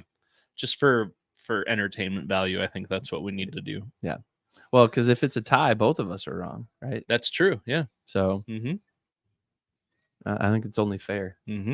We've got the cinnamon down here somewhere. I think I picked it up from the store. I think it's down. Yeah. I see it. I just can't reach it at the moment. Yeah. Next to the full jar, 2 full jars of pickles. Because eat an entire jar of pickles in one episode is one of the things. Yep. I'm kind of excited about that. I like pickles. There's a pickle beer that I thought about getting tonight to surprise you. Yeah. I saw a pickle beer at our favorite spot. I did not. We probably saw the same one. Yeah. I don't know. I made my thoughts on the kneel down at the end of half clear. Evan, what do you think? Oh, my sister just texted me. She says pickle beer is good. Pickle beer. I've tried a pickle beer. I like pickles. Man, I'm not a pickle beer fan. So sorry, Maddie. You can have all the pickle beer. I'm just telling her I haven't tried one yet, but I'd be open. Also, thanks for watching. Yeah, thanks for joining us. Send the link to your friends. Let's get a whole party going online here. Yeah, I don't know. What do we think so far? JK, if you're still in the chat, let us know. How do you think this game ends? Do the Vikings keep holding on, or does that loss of Christian Darrisaw for who knows how long really ruin the whole game or season? Should hit up Twitter, see if everybody's just complaining on Twitter. Oh no, Darrisaw. Tyler Ireland posted a funny meme that was "Thank you for changing my life." And then it was David Questenberry saying, I'm literally just David Questenberry. He said he's speaking it into existence. Ben Gessling tweeted and said the Vikings' first quarter had 140 yards on 18 plays. And in the second quarter, the Vikings had 6 yards on 8 plays. This mid-game slump. And I know they know. They have to know. They have eyes. Like, what are they doing? And when do you script the whole game? Like, why does it change so much? Why is it so different? Every game after the first few plays, the first drive or two, it just fizzles out, disappears. Yep. It's like Marty McFly and his siblings after he can't get his parents back together. It's just that's gone. A great reference. That's a super great reference. I don't know. I love that. I love that movie. No, it's great though. Like they just like disappear. Yeah. Like everything around them is still there, but they are gone. Mm-hmm. Winning teams don't just disappear on a regular basis. Every game, doesn't matter who they play. It's crazy. And it's frustrating to watch as a fan too, because you're used to watching other really good teams just blow people out, like the Lions a couple weeks ago against the Cowboys. Like they were trying to get their offensive linemen receiving touchdowns at the end of the game because they were up by so much.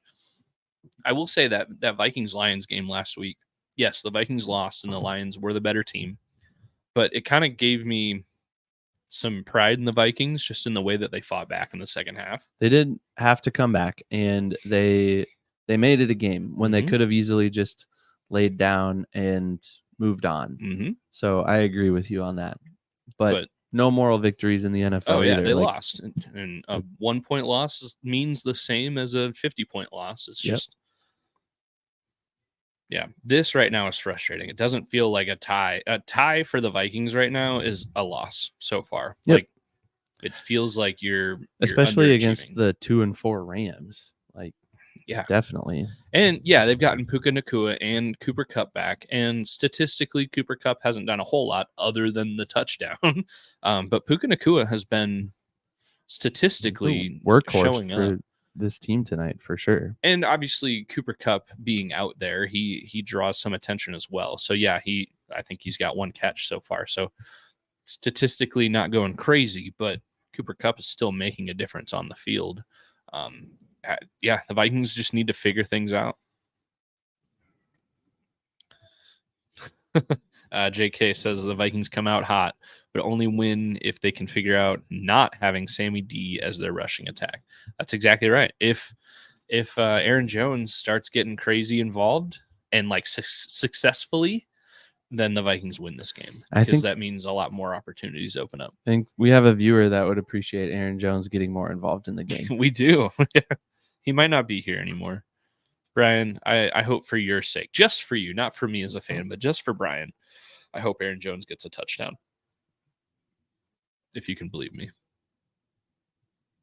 So I'm wearing my Adam Thielen jersey tonight. A couple of things on that. Number one, the last time I wore my Adam Thielen jersey on a live stream, the Vikings won. Well, by 3 points. They still won. And they only scored 3 points. Let me just quote you like 30 seconds ago. Doesn't matter if it's 3 points or 50 points. A win's a win. That's true. So That's they won. True. And so I wore this intentionally tonight. You got this for me. This was a gift. We're coming up on the season of giving, so we'll have to be thinking about gifts we can give each other. Oh yeah, we do need to keep that dream alive. But the other reason that I wore my Adam Thielen jersey tonight was I texted you earlier today because while I was at work today, just keeping an eye on the internet, seeing what was out there, and some rumors were flying around about a possible return to Minnesota for the one and only Adam Thielen. Yeah. Undrafted out of Detroit Lakes. Yeah. It'd be fun to see him back in purple. I think as a fan, I'd love to see Adam Thielen back wearing the 19 again, back on the team. I don't know if it was the same player, just a different name. I don't know. I'd be confused as to why the Vikings were trading for him. Even if it was like a conditional 7th that they never ended up paying, I don't think they need him. It'd be fun. It'd be awesome. I'd be cheering for it, but I could take it or leave it. I don't know how productive he'll be. I'm here for the nostalgia I'm here for the bring the hometown kid back home. Oh yeah, let him absolutely. retire in purple. Mm-hmm. That's what I'm here for, and I don't think they have to give up much to go get him. Oh yeah, I think they'll maybe give up some conditional late round picks, and obviously they'll have to probably give up a roster spot. Somebody will have to get sent down to the practice squad. Mm-hmm. But all of those things I think are worth it to bring him back. Yep. In my opinion, it'd be fun, but we'll see. Anything's possible. I think a Matt Stafford trade to the Vikings isn't possible. No, that's highly unlikely Yeah. at this point, in my opinion. And I don't want that to happen. I still think even after what we've seen tonight, Sam Darnold, I mean, they're basically the same. Yeah, Sam Darnold has a better rating right now than Matthew Stafford. Mm-hmm. Sam Darnold's sitting at a 141. Matt Stafford's at a 123 rating. So I don't know. Yep. JK had another point in the chat that the Vikings need to stop the run. Oh my gosh, yes. It's been awful so far. They've just run all over that interior defensive line. And JK, I'll disagree just a hair. You say the Rams receivers are beat up and rusty. Yeah, they've been out for a while, but Puka Nakua's been playing pretty well, and Cooper Kupp, he's got that touchdown. So I don't know. I think the Rams they're getting their good players back at a good time. I still think the Vikings hold on and win. They should. To me, they're the better team. But we'll see. This is frustrating. Hopefully the Vikings figure it out and they don't continue their second quarter woes. Well, there's another Puka Nakua catch for 4 yards? I think the Rams must have watched the Lions game last week because they're kind of dinking and dunking like the Lions did last week. They're just doing these short little outs to the side, and they're getting 4 or 5 yards. JK said there's a store where he lives that are giving away Deshaun Watson jerseys. In the spirit of giving. If I took one, I would just rip off the nameplate. And there's a my God. Oh, he didn't catch Incomplete. it. Oh man. Incomplete. Yes. Puka should have caught that. Man, it was right there. It was right there for him to grab, but I don't think Gilmore did anything to maybe. Yeah, Gilmore did get his hand in there late, but Puka should have caught that. It would have been a good catch. Well, who was the penalty on? I didn't catch it. I think he said 10 yards, so maybe it was a hold. It wasn't on Gilmore. No, that was, I mean, yeah, he got his arm in there, but I think that was clean. Was it an offensive line holding penalty? Yeah, I think so. That's second what it was. 16, yeah. Second and 16. Okay. We'll take that. Skol. So instead of 3rd and 6, it's 2nd and 16. Come on, guys. Come on, Vikes. In a rush here. We need this defense to come back to life, too. Oof. All right. We need that 3rd and 10 or so. Josh Metellus punched the ball out. We need a Van Ginkel interception. Pick 6. Let's go. And I know I say it like he does it all the time. He's got 4 in his career and 2 this year here. So I don't know. It'd be nice. I'd take a Jerry Tillery pick 6 at this point. Like, I don't care. Jonathan Bullard. All right. 3rd and 9. This would be a great stop to open up the second half. The defense looks way less intimidating than it did the first 5 weeks. I'll just say that. And Nakua got great he only catch. got 1 foot down. No, he only got 1 foot down. I think they'll review it, but I think the refs made the right call, unfortunately. They'll definitely review this, though. It's a very reviewable play. And he might have got 2 down. I think he got 2. He My got 1. goodness. Yeah, that's 2. Son of a gun. It's very close. Another very close call. But the refs did what they're supposed to do, too, and they're supposed to make the call on the field and then go to review. Don't challenge this, Kevin O'Connell. Don't do it. He did not. And they still got 5 yards on first down. I'll be back, Kev. All right. Hey, P for the D. All right. P for the D. Do it for the D.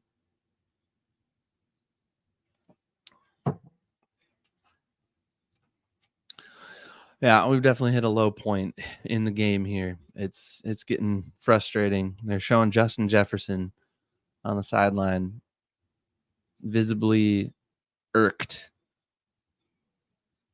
Rams are in Vikings territory. 2nd and 6.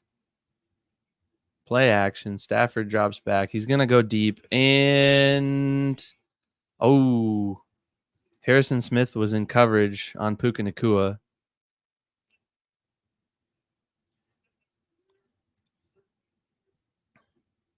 I think Harrison Smith is trying to argue with the refs there that maybe Puka had some pass interference. But I don't know that he's going to get that call. Yeah, JK, these LA receivers are looking good tonight. Their running backs are looking good tonight too. Offensively, they've been maybe the best they've been all season. I haven't really paid attention to the Rams. I only really follow the Vikings, but 3rd and 6 and picked off. Yes. Let's go. Woo! P for the D, baby. P for the D. All right, I'm going to spend the rest of the game in the bathroom.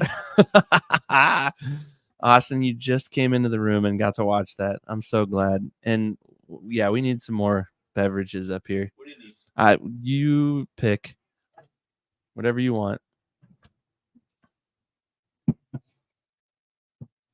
All right, that's what we needed. The song they're playing on the broadcast kind of sounds like our song a little bit. It kind of.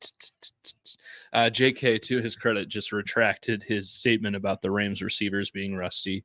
It makes sense. I mean, they've been out for a while. It's a good thought, but obviously Puka, he's.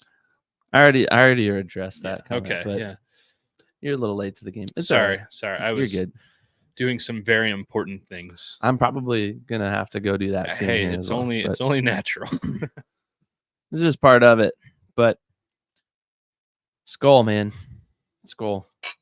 Skol. These are good Skoling glasses. I don't know if I'd put them in the dishwasher though. Yeah, I might have to hand wash these with the graphics on them. They're nice, but this is like a thick graphic. I feel like it would easily come off. It's got the full wraparound too. So I don't know. I've definitely ruined some beer glasses. Some just Me too. Really nice, tall Pilsner glasses. Yeah. Oh, well. Would you ever drink beer out of like a Yeti type, like a stainless steel? I have before. Yep. Okay. I have. Good to know. Yeah. Good to know. What does that mean? I don't know. It's just good to know. Well, that interception was huge. Was that official? Did they rule that an interception? I didn't pay attention. I feel like it would have. Intercepted by Byron Murphy at the 27 timeout. They're probably looking at it in New York. It was kind of close. I was too excited and high-fiving you to really pay attention. It does look like Christian Darrisaw has been officially ruled out for the game. Ah, dang it. That's tough. But I will say I like David Questenberry. I'm not saying that he's a Pro Bowl caliber or even similar level to Christian Darrisaw, but there's a reason he was very quickly re-signed. Last year he was on a 1-year deal, and the Vikings, maybe even the first day of free agency or before that, it was pretty quick that they locked up Questenberry for another season. So they like him. He has filled in mostly on the right side for Brian O'Neill a couple of times, but I know he's a good football player. I'm devastated about Darrisaw. Hopefully it's nothing too crazy. Maybe just a scare. But Questenberry, he's decent. He can fill in. They've got Walter Rouse too. That could come in, but he's been inactive a lot. I don't know if he's active tonight. But Rouse was a later round rookie. I forget exactly where he was drafted, 5, 6, 7, something like that. Yeah. But yeah, I mean, eventually it's always next man up. So TV, they're talking about Darrisaw a little bit more. I think they're officially announcing Darrisaw out.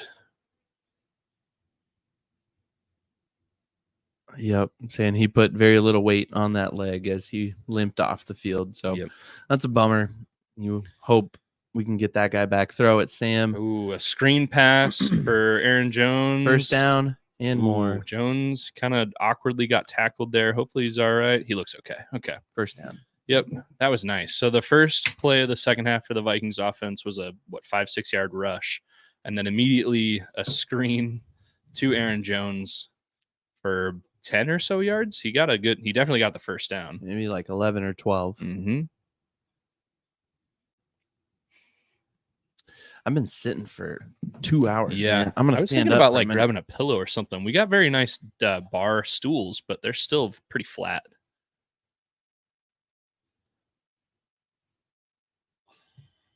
All right, another rush to Aaron Jones for a shorter gain, but yeah, 2nd and 8 here. Vikings just treat it like it's the game starting over. Maybe use the same script again. I don't know. You just need to light something up. I might be like you, abandon the glass a little bit.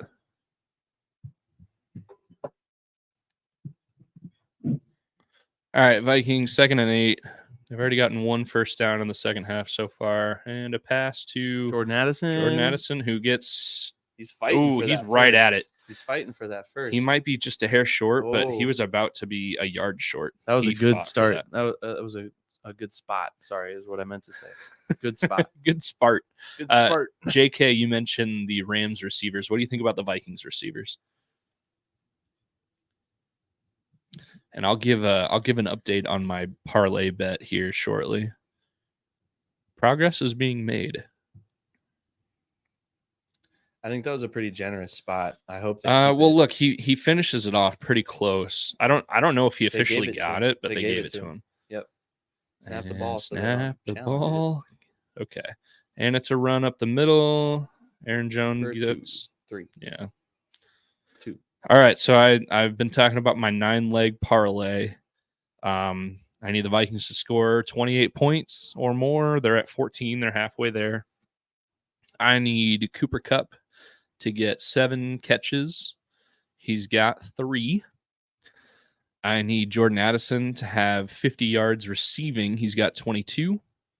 I need Cooper Kupp to have 50 yards receiving as well. He's got 15 and that touchdown. I need Justin Jefferson to have 80 yards receiving. He's at 74, which could change any second. Quiet. Yep. But that's been the yep. You just hit that one. Well, there's Justin Jefferson. He's got above 80 yards receiving now. Skol. That was a good play. That was Darnold had a guy like right here on him. Yep. Crazy. And he stepped up and threw it. It wasn't a huge bomb, but it was a good first down. Yep. Okay. So Justin Jefferson, he's got 88 yards receiving. I needed him to get 80. Aaron Jones, I need him to have 75 total rushing and receiving yards, and he's at 58 right now, which things are looking like he should get that. Matt Stafford and Sam Darnold each need to get 200 yards passing for me, and they're both doing okay on that so far. So, did he get it? I don't know if he got it. I don't know if they're going to say Justin Jefferson got it. He definitely caught it, but I don't know if it was in bounds. Ruling on the field is a catch. Oh, man. Ruling on the field is a catch. They need to get down and spike it or something. I don't care what you do because his feet might not have been in. Maybe. Snap the ball. Yes. Okay, they got the ball off. Aaron Jones, doesn't even matter. He lost 3 yards, but for a loss, whatever. What a catch by Justin Jefferson. Woo! Yes.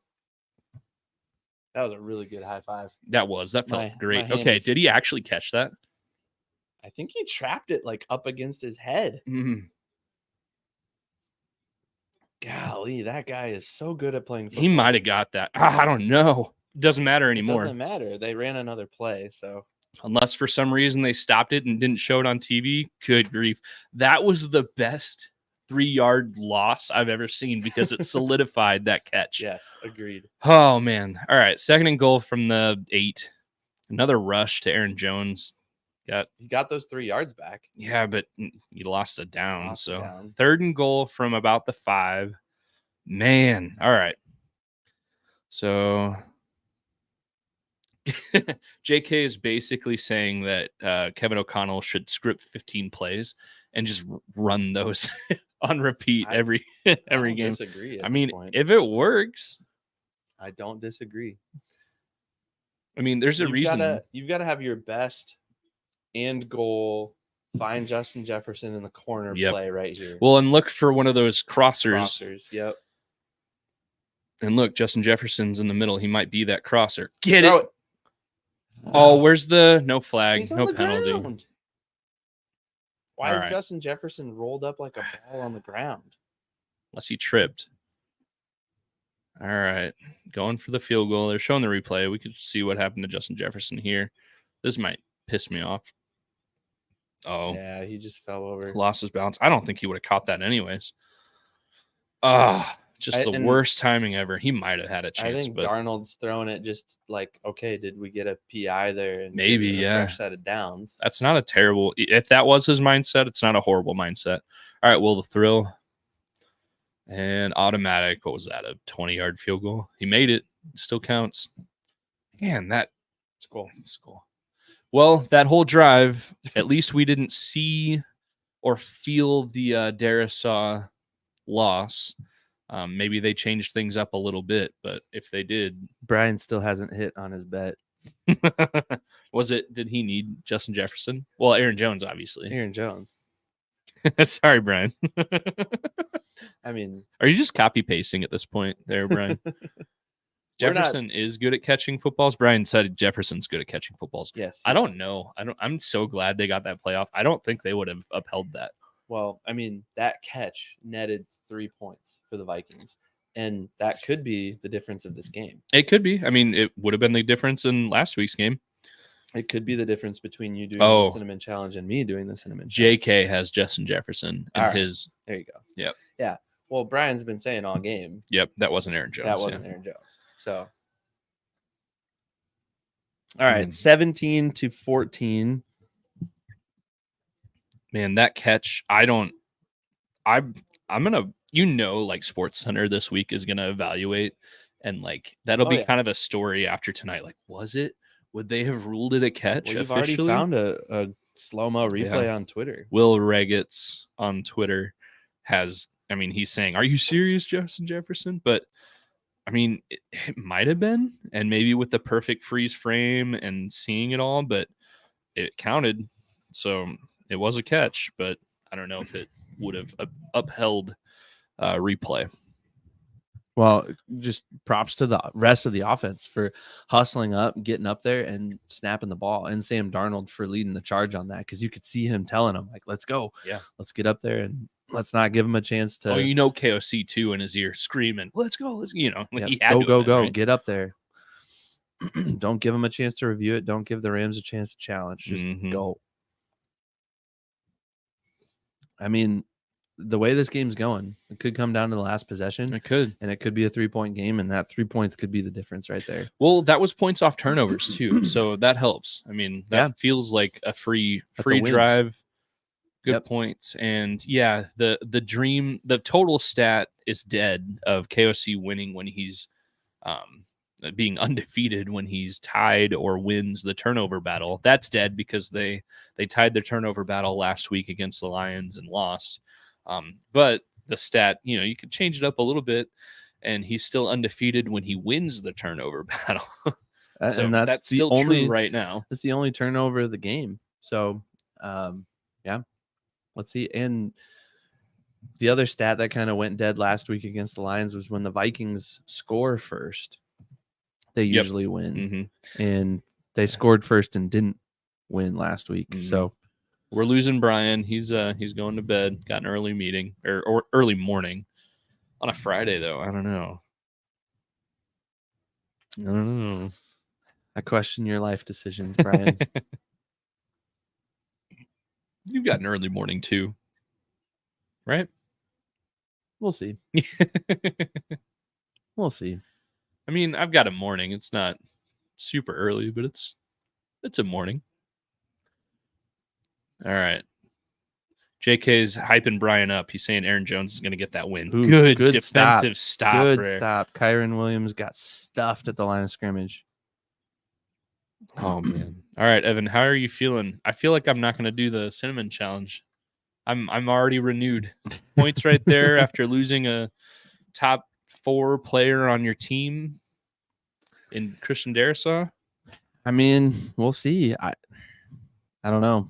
So far, of my 9 legs on this parlay, only 1 have hit so far. Which one? The Justin Jefferson needing Okay. 80 plus receiving yards. Yeah. So I pointed that one out when it happened. Mm-hmm. And here's All right. Stafford again. Man, all the time All in the the world. time in the Oh, world. he's looked like he was about to just Jeez. throw it down, but nope, they get a first down. Found his tight Golly. end on a rope. Mm-hmm. Good grief. I didn't see. Was that a 5-man rush right there? 1, 2, 3, 4 at least. Yes, There's 4. 4-man rush, and they still couldn't get home with all the time in the world. Dallas Turner didn't look awesome on that. I mean, he was running around, but Kirk Herbstreit is just raving on the offensive line play. Got 2 rookies on the offensive line for the Rams. Mm-hmm. I do need Stafford to get me 43 more passing yards. So I don't know. Oh, was that tipped? That was either tipped or a terrible pass. Incomplete. Well, I mean, can't say terrible. He barely missed it. Hey, Oh, shout out to my wife. She's watching. She Hey. says I always have early mornings. It's true. I usually get up pretty early. Right. I'm the first one up in Yeah. this house. Yep. So yeah. I don't know how I'd love to be a morning person. You know, just get up and have like, how much time do you give yourself in the morning? Because you kind of, am I right? Do you kind of get up, get ready, drink your coffee, quote, read the paper or whatever you do in the mornings? Like, yep, I've got it's a solid hour and a half to 2 hours. See, I do that for myself, but it's at night. Everybody goes to bed, and I've got at least 2 hours. I'm exactly the dang it, man! Shaq Griffin looked, at least on TV, looked like he was close to tipping that, but nope, that was a great play on offense for the Rams. That was a dime, man. No, I get up between 5 and 5:30 pretty much every morning automatically. And even like weekends and stuff. Weekends maybe like 6 or 6:30. But man. I'm still the first one up. Good for you. That'd be awesome. I like it. I drink my coffee. I read some stuff. It's great. I couldn't do it. Well, you remember when we went camping for the brew hop tour this summer? Episode 50. I was up a good hour before. Oh, I bet. And that was still an early morning for me. Dang it. Stafford deep to that no penalty, no flags. Okay. Yes. Woo! Good defense, Byron Murphy. Good Byron defense. Murphy. Let's go. He got, what was it? Was he the one that got pass interference earlier or a defensive hold? He got something. For he got flagged for something. He's been playing pretty well since. That was good coverage right there from Byron Murphy. Really good coverage. Kind of. I mean, he adjusted pretty quick. He adjusted really well, and he just got his arm. He's got his right arm up in there and broke up the pass. You could argue defensive pass interference there, but I don't know. That's football to me. It's marginal. JK said hold. JK, was that? Am I just seeing that late, or are you hold saying on who? Hold on. I don't think it was on that play. I think I'm seeing his comment late. Oh, false start. False start. Let's go. Back him up. False start. Yep. That's what they're saying. Let's go. Let's go. False start is a drive killer for an offense. You need a heck of a play to get over a 10-yard penalty. That's why you've got to have that chemistry between your quarterback and your offensive line. Mm-hmm. Everybody's got to be on the same page.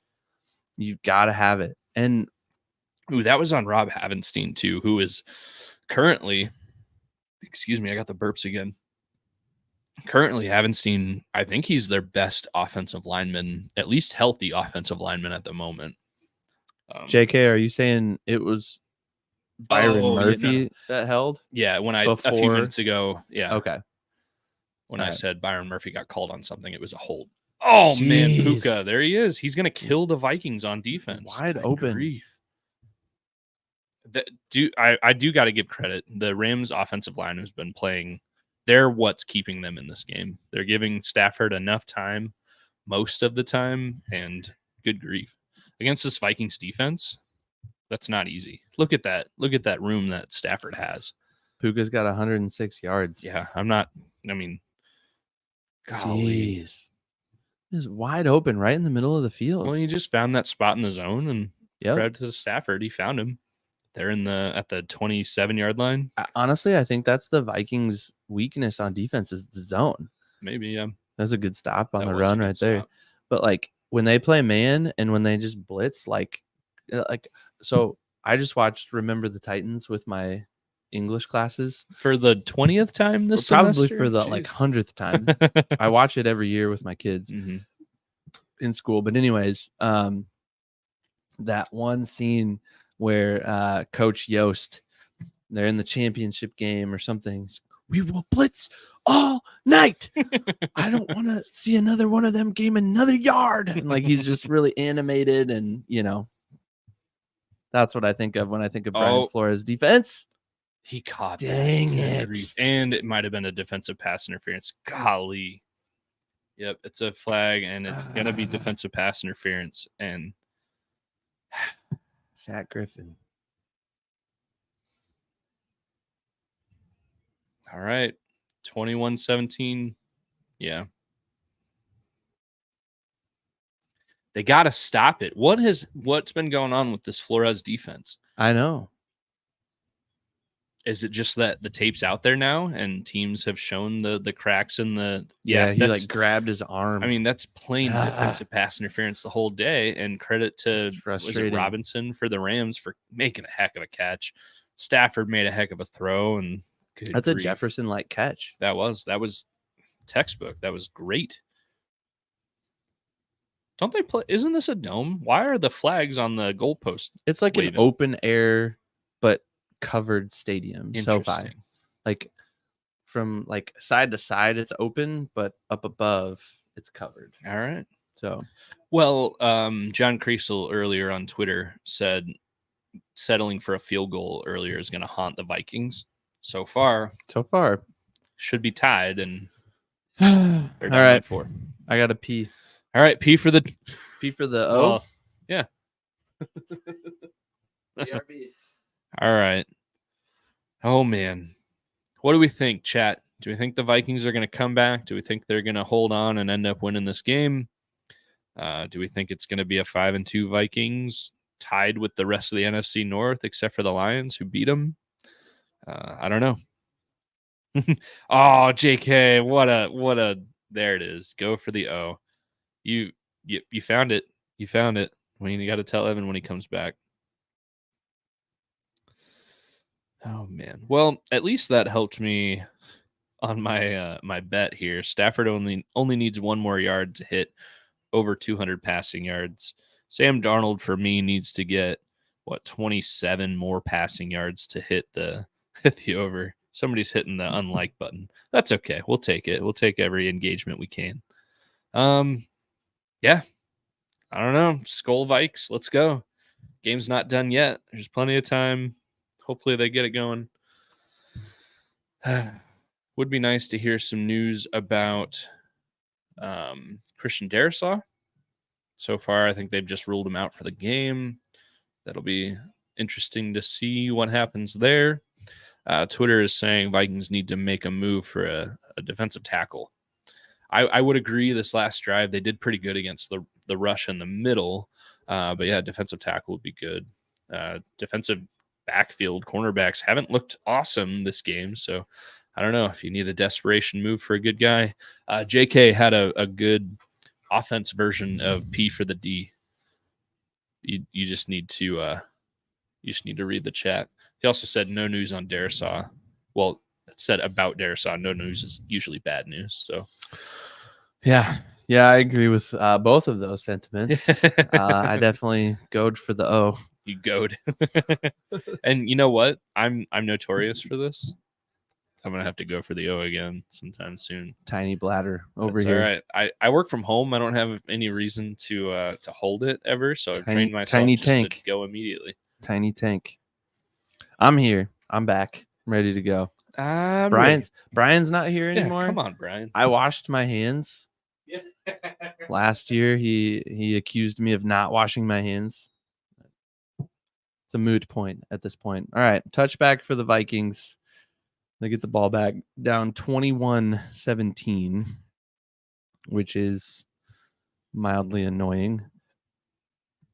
But that is the situation we find ourselves in.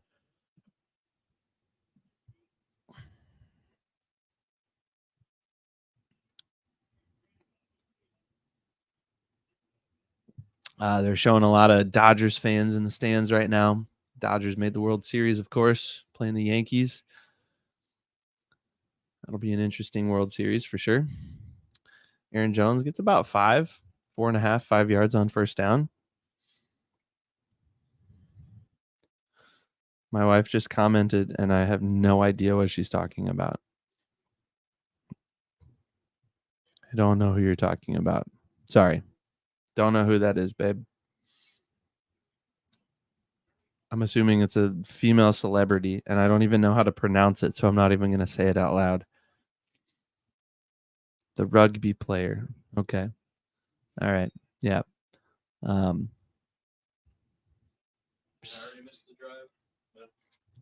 Still don't really know who that is, but all right.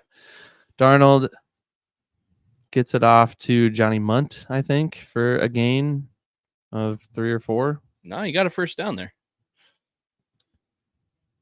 Oh, we got the first? You did. Yeah, Sorry, you I'm got distracted. 8 to 10 yards. My wife is in the chat right now saying that Ayana, I don't know how to pronounce her name. Maher, the rugby player. Oh, John's brother. Who? John Maher. The singer. Isn't John Mayer the singer? That was a joke that didn't land. That did not land well at all.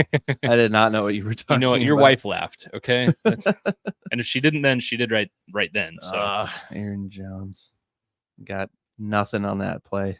Who's a bummer? Olympic rugby player. Those are 2 words that don't make any sense to me. Olympic and rugby. I don't know. Put on pads, real men.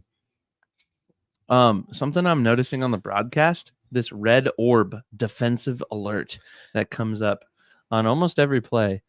Do they have are they highlighting a certain defensive player? I don't know too much about it. I think it's supposed to be like an AI thing that's supposed to identify potential blitzers. Okay. Jalen Naylor gets 7-ish yards. A few. Makes it 3rd and 3. 3rd and manageable for sure. Man, this third quarter is just disintegrated away. Yeah, 10 seconds left in the third quarter. The Vikings have one more play, probably. Yeah, they'll get it off here, unless they don't want to. Get it off. Come on. What a loser mentality to just bleed clock. I'm trying to draw them off sides. All right, 21-17 going into the fourth quarter. In a sport where you get timeouts, you yearn for extra seconds at the end of the game. Why in the world, when you have a chance, when you're down by 1 score, would you just let the clock bleed? I've actually never thought of that before. That's actually a really good point, though. Like, when you consider the end of the game and you wish you had more time, why wouldn't you take advantage of an extra snap instead of trying to do the Aaron Rodgers thing and just try to draw them off sides, and then, oh, all right, quarter's over. It's so frustrating, and I've said it a few times. It's a loser mentality.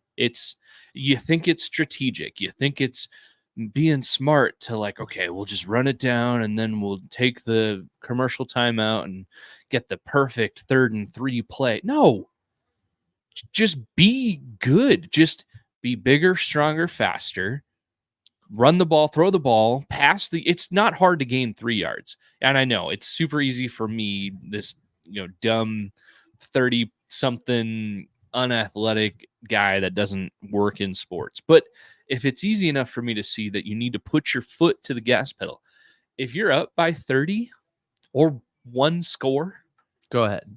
Bleed clock. Be strategic. No, the Vikings are good enough that their strategy should be play football. And go. Guess who's averaging more than 3 yards a carry? Aaron Jones. Yeah. 3.1 yards a carry. And you know what they're probably going to do? It might be a play action, but it's probably going to be a run up the middle. And they'll probably get 2.9 yards. But you're in a situation now where you got to go for it on 4th. Yeah, for sure. It's so frustrating when sometimes it feels like it makes so much sense to me. And yes, I get it. I'm not the one whose job is on the line. I'm not the one who knows the exact game plan and all the players and all the strategy and everything. But my goodness, it feels annoying and like such a loser mentality to just let the clock go. Yep, I agree. Where are you at on this beer here? I like it a lot. Greener State of Mind. This, I don't know. It's the easiest drinking IPA I've had in a long time. And not that IPAs are hard to drink, but Big Grove, this is like, I don't know. This is It's a good one. It's a 200-yard drive. It's just good. It's just solid. Where are you at? Oh, is that what you were asking? This way. I was asking both, but right now, probably about halfway. Halfway. Can't really tell. I think I'm gonna need one of those other ones that I grabbed. The meringues. No, there should be some ambers in there. All right, on par. Watch this third down. They didn't rush up the middle. I was wrong. Throw on third down. Oh! Aaron Jones Woo! Caught it. That's a catch. High five. That is 100% a catch. So Brian, you're not in the chat anymore, but yes, that is Aaron Jones. It wasn't a touchdown by Aaron Jones, but it was Aaron Jones. That was beautiful. Just a lob to Aaron Jones. Oh, is this it? Yeah. Yep. That's the one. That's a Twin Bridges out of Bettendorf. For me as well. Or Twin Span. Sorry. Twin Span Brewing out of Bettendorf. So we can end the night with a hyper local beer here, just down the road. All right. First and 10. And delay a game. No, there was like encroachment. No, one of the guys was in the neutral zone. Game before that. One of the guys was in the neutral zone. Oh, they took a timeout. Blew a timeout. Not like those won't be important in a close game at the end. They never are. KOC is smarter at football than I am. KOC knows he's forgotten more in the last 5 minutes about football than I'll ever know. I need to realize that. Aaron Jones hit 75 plus rushing or receiving yards. JK has a good comment about KOC here from Waterboy. A good Waterboy reference there. I like that. You gonna read it? KOC has some of these Mr. Coach Klein Waterboy type time management calls too much. He could have done that last quarter. Yeah. Agreed, for sure. I think KOC is a better coach than Coach Klein from the Waterboy.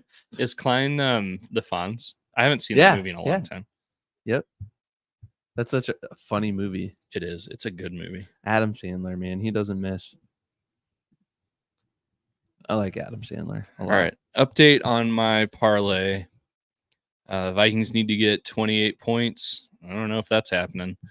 Cooper Kupp needs 7 catches. He's got 3 so far. That could happen. Jordan Addison needs 50 yards receiving. I don't see that happening. He's got 22 so far. Cooper Kupp also needs 50 yards receiving. He's got 15 so far. Justin Jefferson hit 80 plus yards receiving. Aaron Jones hit 75 plus yards rushing and receiving total. And Aaron Jones up the middle for a few.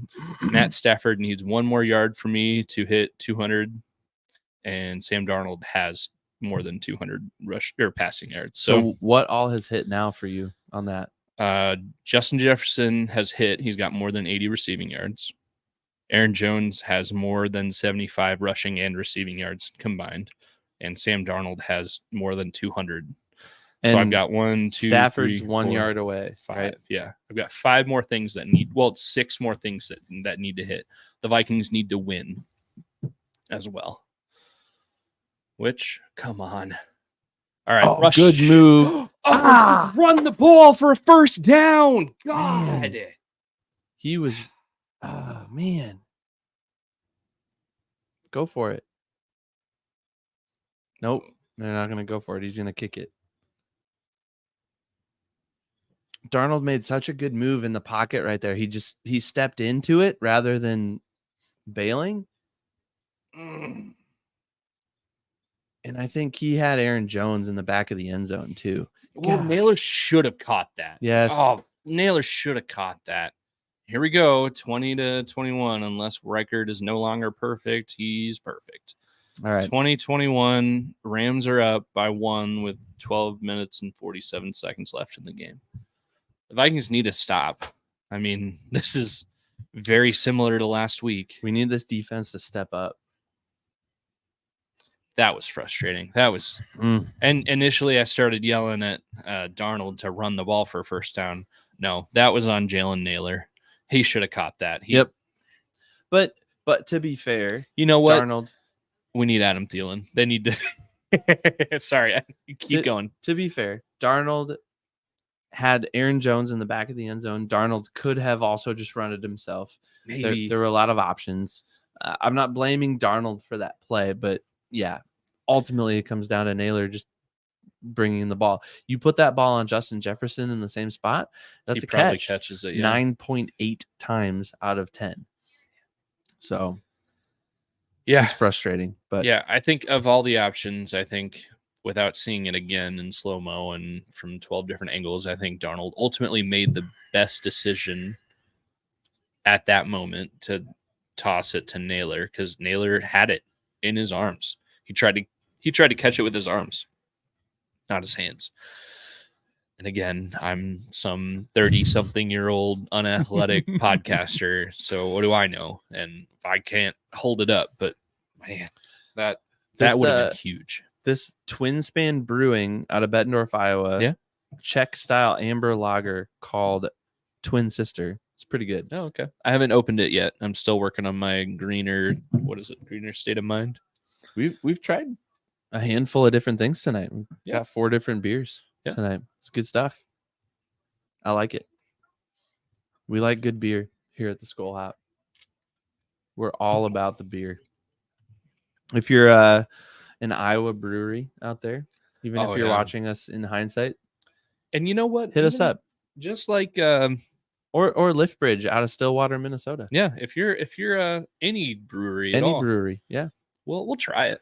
Yeah, we'll find some way to include you in the Skol Hop. We'll incorporate it. If you know of any breweries, let us know. We love good beer. JK says the Vikings should trade for Thielen just to save him. I kind of agree with him, honestly. Well, do you remember when Thielen signed with the Panthers? He wasn't taking any jabs at the Vikings, but he was saying things like, yeah, I really felt like this is a team that can get to and win the Super Bowl. And how many games have they won since then? Not many. Not as many as the Vikings, that's for sure. All right. Vikings D needs to be the savior of the game right now. I know there's still Will Riker just kicked that into the first row of the opposite end zone. That kid has a leg. Holy cow. Yeah, I'm wearing my number 19 jersey. I want Adam Thielen back on the Vikings ASAP. That jersey looks good. It's a good one. Yeah, it's a good one. So I went to the Lions game, and that was the first time I've been to a Vikings game without wearing a jersey. And usually I only wear jerseys at the stadium because I kind of feel your weird. Skol Hop shirt, right? You wore the this Skol Hop shirt. I repped our brand. Oh, there's a flag. Is it 12 men for the Vikings? Just give them. Was that a 5 yards? I think it's an automatic first, but man, come on, B-Flow, let's go. Yep, 12 guys, and it wasn't even like, oh shoot, trying to get a guy off the field. No. It was they were trying to play with 12 guys. They were trying to play with 12 guys. Somebody didn't know where they were supposed to be, and now they're locked in on Dallas Turner. You wonder if it was him. Yeah, that just didn't know. 1st and 5, and a pass. Here's a big bomb. No, I thought first down for a first down.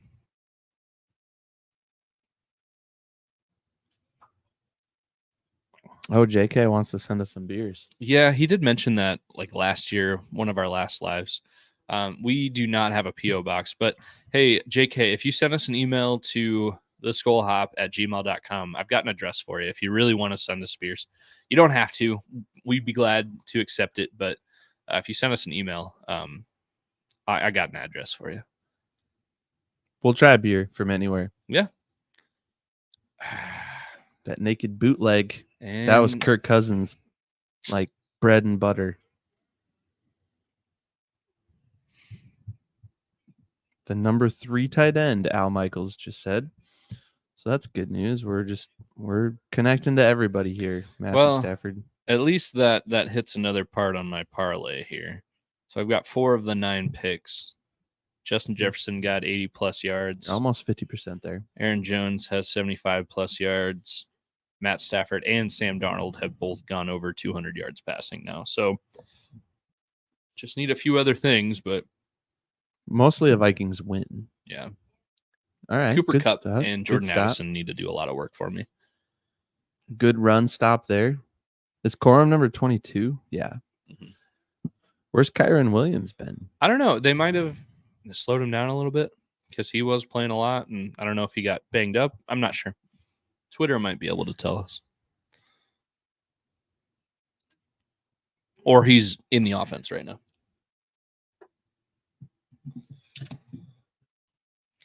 All right, come on, D. Man, they're already at the 36-yard line. Good and this is where I don't understand why we're not putting 9 guys on the line. What are we doing? And then they dink and dunk like the Lions did last week.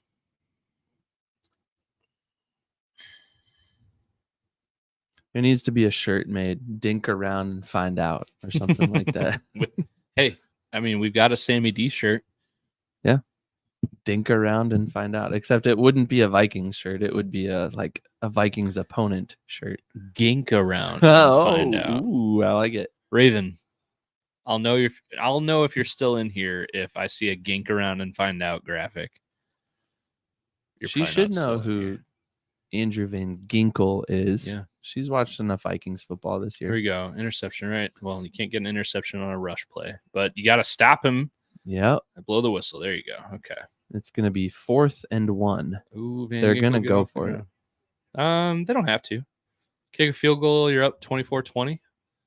And the Vikings haven't done a whole ton. I don't know. I wouldn't be surprised either way. Looks like they're going to go for it.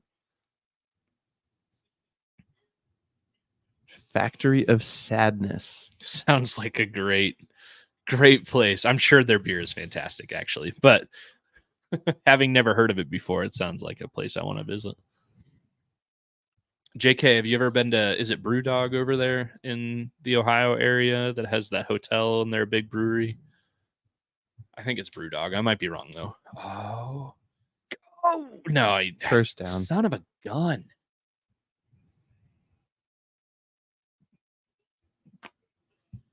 Whew. You sound like a chiropractor over here. That's just, wow. That was intense. I need to go to the chiropractor. Never seen a chiro. I might never again. I don't know. That was a frustrating run. Good tackle by Gilmore, but still gained 3 more yards than he should have. Man, that's a killer right there. All right. Yeah, because now they're inside the 25. This is and can go up. Time. Yeah, get him. Okay. Tackle for loss. Nice. Who was that on the tackle?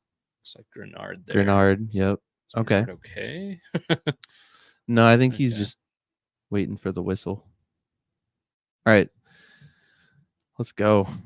We got some thunder outside. You hear that? It was raining when I was pulling up. And it's been a long time since it's rained here. It's been very dry. It's also been a while since we've scold. So, Skol. What do you think of this? I like it a lot. It's a beer's beer, twin sister. Twin Span Brewing out of Bettendorf, which is where we are. We're in Bettendorf, Iowa right now. Yep. There's that Brian think Flores exotic defense. He's got 9 guys on the line. Circled guys. Drop back in coverage. No, he did he catch it? There's a flag. What's a flag for? Defensive hold. A lot of boos. Oh, Coops. All right.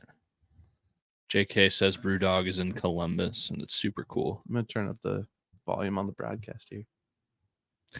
Defensive pass interference. JK is saying don't stay at Brewdog. How is that defensive pass interference? He's hold. I don't know. I don't understand that. On Metellus? That's the ball was already there. The penalty should be holding on Byron Murphy. Metellus was clean. It was pass interference on Murphy. It's not the right call. Because a holding would be a 10-yard penalty, right? But pass interference is a spot foul. Well, I think a defensive hold, yeah, it's either 5 or 10, but it's an automatic first. But And pass that wasn't a interference is a spot foul. Yeah, they called the hold. Okay. Well, the broadcast put up pass interference. Or they called pass interference at that spot. Good tackle by Harrison Smith with a good tackle there. Yes. My goodness. JK, I've always wanted to stay at that Brewdog Hotel. Thought it would be pretty cool.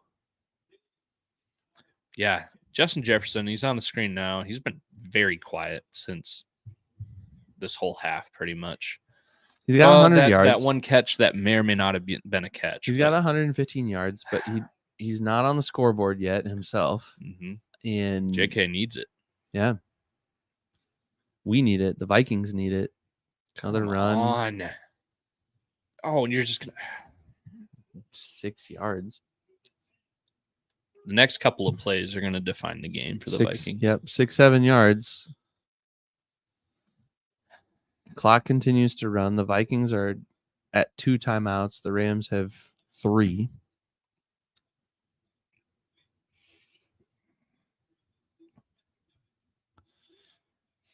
All right. You're going to throw it to the 3rd and 4. Mm-hmm. Come on, man. Let's go. Yeah. Corner of the end zone throw right here.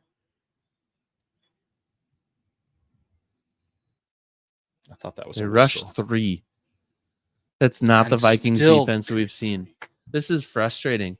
The Vikings are dropping too many in coverage. They're not blitzing nearly as much as they did. But when they blitz, they'd get burned on it. I don't know what to do. I know. There's maybe too much film out there on the Vikings defense at this point. Brian Flores may have been figured out. Gosh.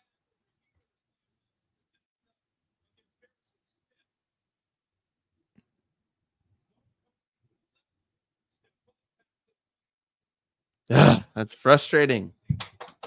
Well, there's still time, but they need, 2 possessions? Yep. It'll be 28-20. That's a 1 possession, but still, you need a 2-point conversion. Vikings didn't get a 2-point conversion last week. Man.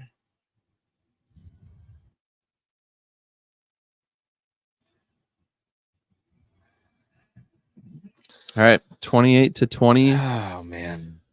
Rams up by 8 with 6:17 to go in the 4th. Man, that is frustrating. Yep. All right, well, I need a big drive. I need a Vikings touchdown. I need Jordan Addison to get, 24 more yards. But I also need Cooper Kupp to get 35 more yards. So maybe I don't want... Well, let's play out this scenario. Jordan Addison, huge catch, scores a touchdown, puts the Vikings ahead. Check out our chat. And then... I appreciate it, Chaz. What up, Chaz? Welcome in, man. Welcome in. We know that guy. Hey, also, congrats. Congrats for what? Do you know something I don't know about Chaz? Maybe. Would Chaz? I don't know. Would he text me and tell me? Chaz might text you. I don't know. All right. But Chaz, welcome in. Thanks for coming in. I love that guy. Text your friends. Also, hey guys, people in the chat, if you like hunting content, go check out the Apex Outdoors on YouTube. I think they're on Instagram and all that other fun stuff too. But YouTube, they've been posting a lot of interesting videos. If you're a hunter, if you like being in the outdoors, you'll like what they've been posting out lately. Chaz said he's going to text you. So all right. Keep your eyes peeled. Thanks for coming in, man. I'm glad you're here, buddy. Yeah. Hey, maybe if you play your cards right, you can pull up a chair and sit at the Skol Mand Center here. We've got a spot for you right here. Yeah. Well, you'd probably make sit here. I usually sit in the middle if we have a guest. We also need friend of the show Forrest back on sometime soon. The Bears game is coming up, isn't it? You know what I'm gonna do? You're gonna text? No, I'm gonna Forrest right now. I'm gonna go for the O. Oh, Austin's gonna pee for a 3rd time. Thanks. The ratio here is 3-1, my friends. 3-1. 3-1. But if you know Austin, we're not surprised. This is how he rolls. It's fine.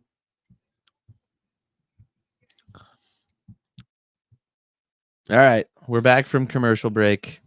They're hyping up next week's Thursday night football game, Texans against the Jets.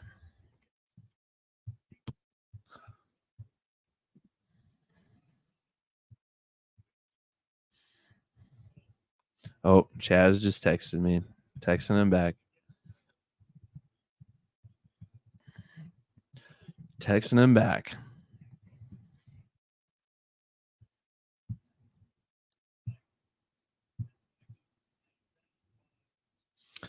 All right. Vikings get the ball back. Down by 8.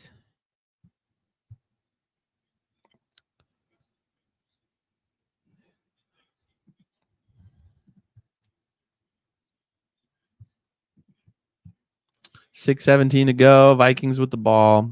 28-20. Rams over the Vikings currently. We'll see what happens here in the last little bit of the game. Here we go. The drive is starting.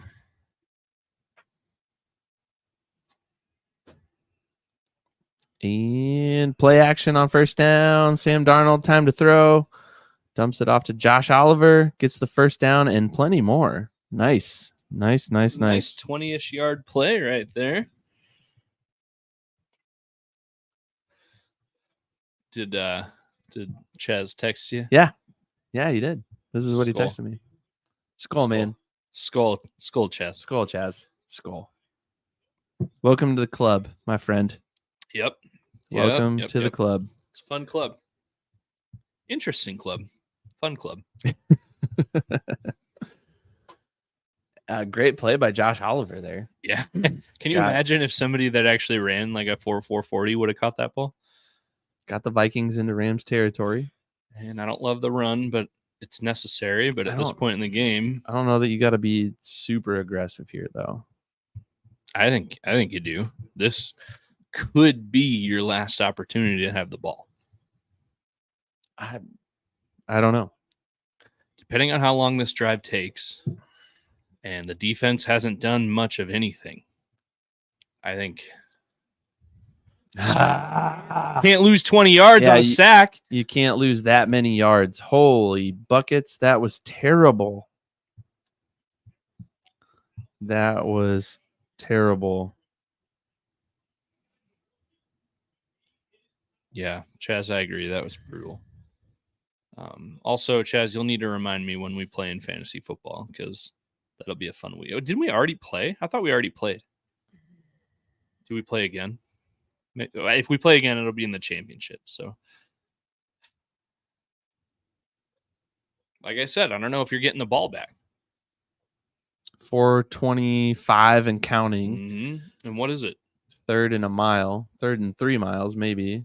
Darnold steps up in the pocket, throws to nobody. To absolutely nobody. 4th and 21. What are we doing? Sam Darnold? Come on, man. Justin Jefferson looks visibly frustrated. Kevin O'Connell looks visibly frustrated. Maybe we should trade for Matthew Stafford. What are we doing? What are we doing? I'm just interested to see who he's throwing to. Because he threw pretty confidently. Way overthrew if it was to Johnny Munt. Are you kidding me? He's not throwing to anybody. There's nobody home. So Ryan Wright will punt. And now the Vikings defense, which has to do something. And that was a terrible punt. Golly. That was a bad punt by Ryan. The Rams are going to get it right at the 19 or 20. With man. Vikings are going to go 5-2. And everybody's going to be talking about 2016 and how they're like the only team in history to go 5-0 and then miss the playoffs. And they're going to do it twice. The only silver lining is if they lose, you have to do the cinnamon challenge, and I don't. So I'd do 10 times the cinnamon challenge if they won. JK says, what was that? I don't know. I don't know what that was. They were supposed to be different. They were supposed to be the best team in the NFL after a couple of weeks. And now they look like the team that everybody thought they'd be 7 weeks ago. Can JJ McCarthy play? I don't think so. On one of those little like kneeling scooters? At least at this point, we're not saying like, oh crap. Now we definitely need to give Sam Darnold $50 million a year. They looked better last week against the Lions. Sam Darnold is still statistically better than Matthew Stafford. 2 TDs, 0 interceptions, a 134 rating. Matthew Stafford, 4 TDs, 1 interception, a 120 rating. Oh, I'll take Stafford's stats all day. You'd take Stafford's stats with the end result, with the 28-20 lead all day. I don't know that you'd take 4 touchdowns and a 8-point deficit. Yeah, that's true. Chaz had a good point in the chat. With Kupp and Nakua back, this Rams team looks different. Those quick passes are easier to complete when you have two of the better receivers in the league. I mean, is it crazy to think that Kupp and Nakua healthy are both top 25 receivers in the league? Easily. I don't think that's a crazy thing to say. That's not far-fetched at all. Yeah. No, not at all. So if you have to do things like quick passes and... Well, both of those guys, especially Nakua, because he's younger and he's a little more mobile, they can catch those short passes and make some plays. They're showing some stuff on Justin Jefferson right now on the broadcast. They just haven't really had him involved since the first half. Like, we haven't really seen him. Yeah, they're showing that replay of the one bobble catch that they ruled a catch, which I really don't think that would hold up on replay. But, I mean, it counted because it did. And he got his wish. He got 100-plus yards. Good for him. But, like, when you're a player of that caliber, it can't just be about what you can do personally. And he's not a stat chaser. But I know he's not. But, like, that could be, like, the media could manipulate that this week. Wow, the Vikings lost because Justin Jefferson's starting to get a big head, and he's just all he cares about is his own stats. I could see them doing that, but that's one of those like eye roll, like Stephen A. Smith things to say. Like, who cares? I'm not saying that I'm going to buy into any takes like that. I'm just saying like that's the angle that the media could take, and it's frustrating because we know that that's not Justin Jefferson's intent in comments like that. His intent is, I know that if I get above that 100-yard mark, I can make an impact in this game. That's what he's trying to say. I can help this team win. That's what I'm about. And that's what he's been about since he was drafted and since he signed that extension. So I don't know. I'm fired up. I hope the Vikings can pull this off. Well, they just burned a timeout with 3:26 to go. Well, they were already down. They already had one timeout burned. So clock management turns into a different game when you have less timeouts than you should. But the first 2 plays of this defensive drive have been pretty good against the Rams so far. 2 rushes, and they've gained 1 yard. So let's hope this defense can pick it up. One more stop is huge. This play so far is the biggest play of the game. 3rd and 9. And look for a play action or just an outright pass or something. I mean... Yeah.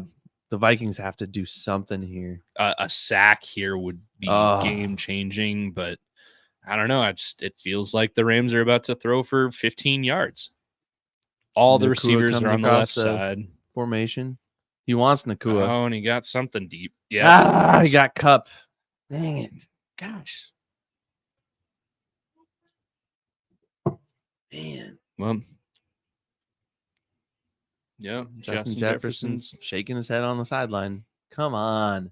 You got to be kidding me. You know what I think of? I think they know my parlay, and they're trying to get Kupp to the yardage marker. How much closer did that get you? I don't know. I don't know if it's updated yet. He needs 7 more yards. Okay. So here we go. They're going to get 7 yards to him on this first down play, and then nothing. And then the Vikings are going to take over and win the game.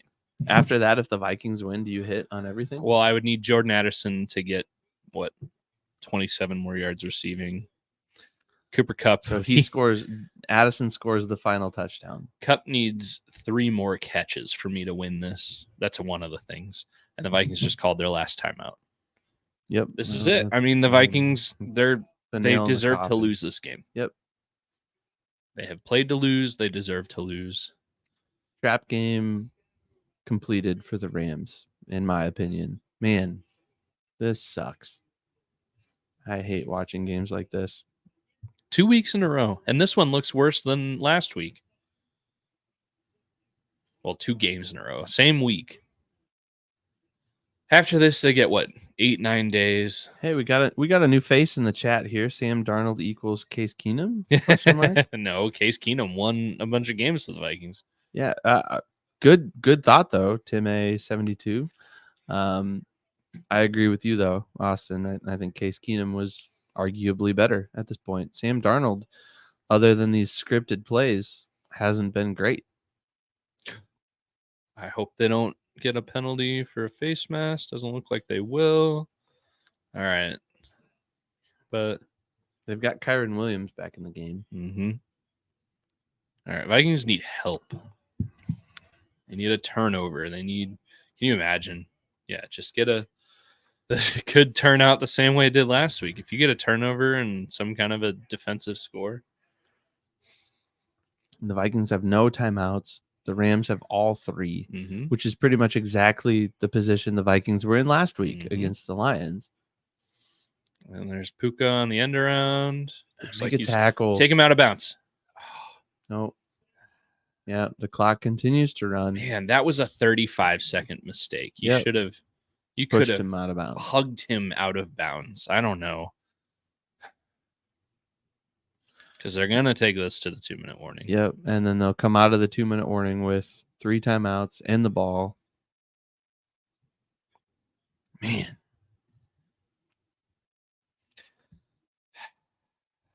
Because it's a 1-score game. So even if you get the ball back after a defensive stop, because you need both of those things to happen, you need to score a touchdown and get a 2-point conversion.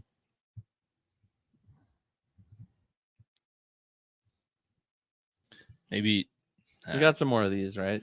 We got at least 2 more. That was a 4-pack, right? This one's gone. You're on fridge duty, man. It's all right. I appreciate it. I think there's 2 more of the ones I brought. Obviously, they're staying.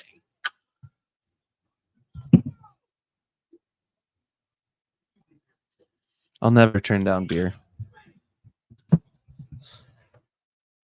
All right. Yep. KOC and the time management. You're right, JK. You are correct. I think that's his kryptonite as a coach. And I think he has a guy, like a game management coordinator, whatever you want to call it. I think there's a guy up in the booth that advises him, like, yeah, we can't take a timeout here, or oh yeah, we have to take a timeout here, or going for it on this 4th down is good, or no, like maybe that guy needs to get fired. Well, and maybe I don't know who that guy is, but and I might be wrong. He might not have that kind of a guy, and if he does, KOC ultimately is the decision maker. I don't know. They need to figure it out, because they were supposed to be done with their hard part of the schedule. The Rams game was supposed to be the beginning of the quote unquote easy part of the schedule. And here they are down a long touchdown without the ball at the 2-minute warning. Yep. And this 3rd down, if they get a 1st down, that's it. Yeah, because the Vikings have no timeouts. So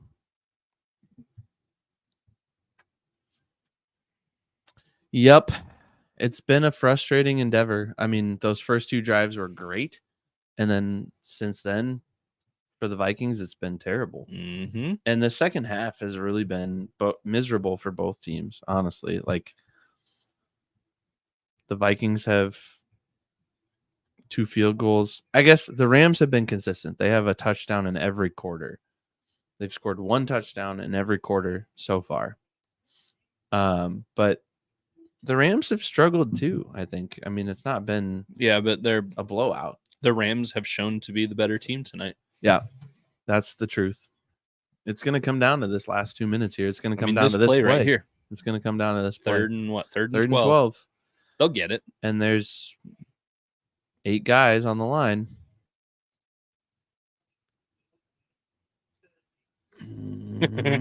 There's Cup 7 yards. But he still needs 2 more catches for me. And if he gets those, the Vikings are done. 4th and what? Yeah, but they'll go for it. Oh, did he get out of bounds? Cup went out. Ooh. All right. Clock stops. That's helpful to the Vikings.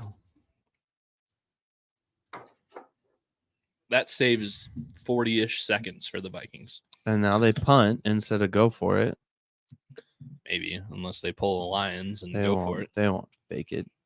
Sean McVay isn't that ballsy. Ooh, dang. At the 2, at the 1? No. The no. 3? Seriously? Oh. Mm.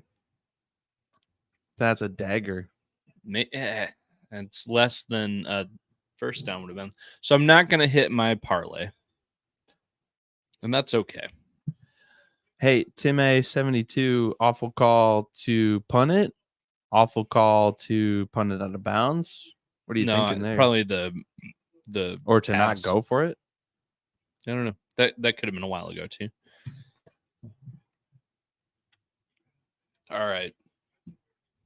So the Vikings could win, score 28 points.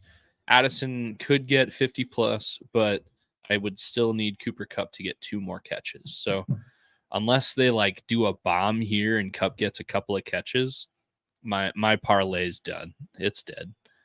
Well, the Vikings need 8 points for sure, and they're going to need what? Pass interference? Can we get a no? Jordan Addison just slipped and fell. Okay. Oh, there's a flag.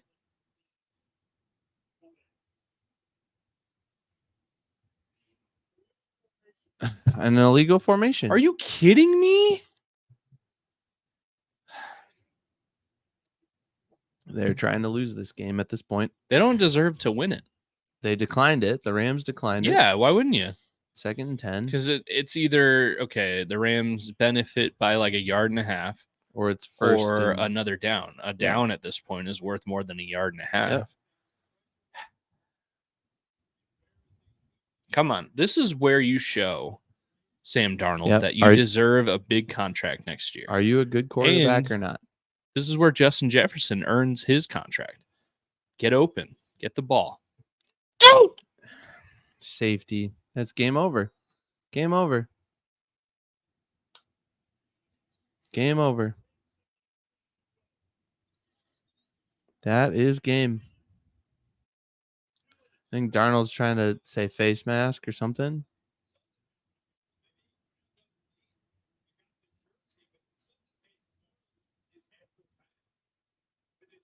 Darnold's arguing something. Oh, that's a face mask. That's a huge face mask. Are you kidding me? You have to call that. That's a huge face mask. Are you kidding me? That's a huge face mask. That's 15 yards. And oh my gosh.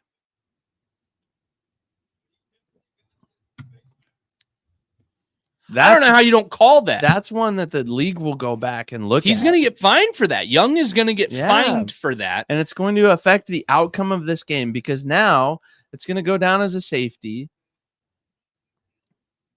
Al Michaels just said, "What the hell?" on the broadcast. Sorry if there are kids out there listening at 10:05 p.m. But it went down as a safety. You got to be kidding me. That's the most frustrating thing. That's it. I don't care. Lose the game on an interception, lose the game because you're not good enough, but to not call that? That's worse than the pass interference on the Saints. The Saints were so bent out of shape about 5-7 years ago, whatever it was. This is more egregious than that. KOC is going to get fined too because he's going to say something. Yeah, and he should. And 5-2.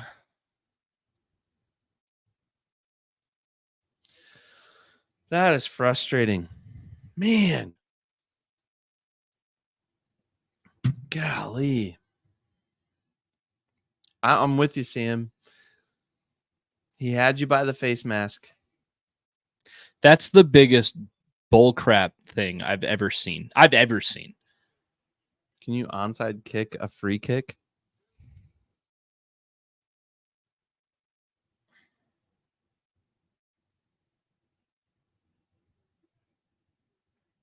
Why are they taking a timeout? I don't know. That doesn't make any sense.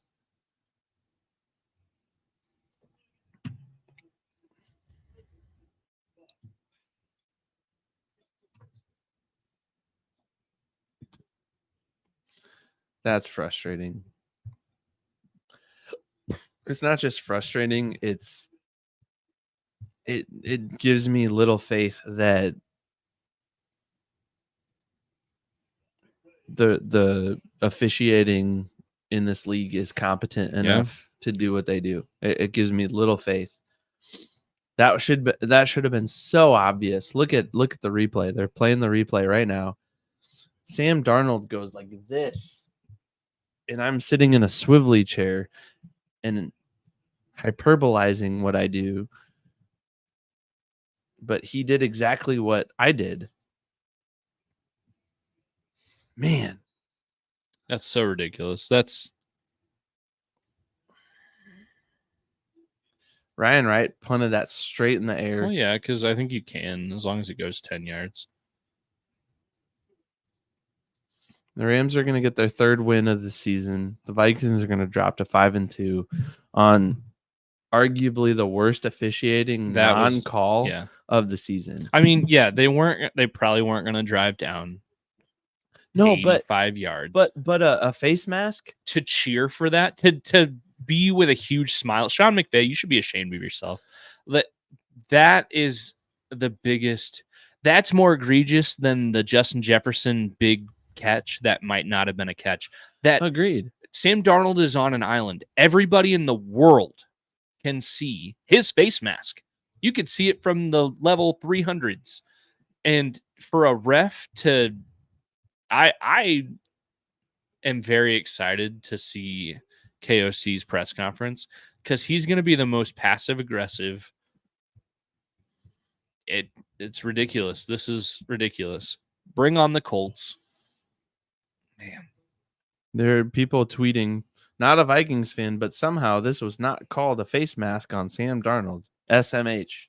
Yeah. We're with you. I mean, like, we're here. And we agree with you. We watched the whole thing unfold. Honestly, JK, you commented a few minutes ago that this was somehow a better game to stream than the one we did against the Raiders last year. I don't know. I don't know. I mean, at this point, I'm thinking I'd rather go back to that Raiders game because I liked the dub by 3. They won. And not this loss by 10. Rams, that was by the dirty Rams. That's the biggest BS win. Biggest BS play I've ever seen. I would be annoyed if it was for the Vikings. Yeah, yeah. Honestly, cheer all those fake Rams fans that don't even live in LA. That's the most annoying thing ever. I'd love to be a fly on the wall in that short midfield conversation between Sean McVay and Kevin O'Connell, because Sean McVay probably admitted, and Matthew Stafford is probably admitting to Sam Darnold, like, hey, you guys almost had that one, and that was some piss poor officiating, honestly. Tim A in the chat saying that call didn't lose it for the Vikings. You're absolutely right. That one play didn't lose it. No NFL game ever comes down to one play, but at that moment it did. Sometimes it comes down to that. Yeah, though. that one, it could have changed it. I mean, 15 yards, they'd still be playing. We could be watching a touchdown right now. The Vikings have a 97-yard touchdown to Justin Jefferson on the season. They have a huge bomb. I don't remember how long it was, to Jordan Addison on the season. And here we are. We're rooting for one more play. And what do they do at the end of the half? They just let the clock go down. What do they do at the end of the quarter? They just kneeled it. Yeah. Well, all right, 5-2. Vikings are still in decent position to go to the playoffs, but it's been ugly. It's been awful. Flores looks awful. The defense looks pretty bad the last 6 days, and the offense hasn't done much. Yeah, this is a tough time. Hopefully this is the lowest of the low. Future Austin, I'm looking at you right now in the camera. We'll clip this out. This will be at the end of the Super Bowl victory video. This is the lowest of the low. The Vikings figure it out from here on out. That was egregious, and I wish it didn't end on a just bullcrap penalty. Not to dampen the mood.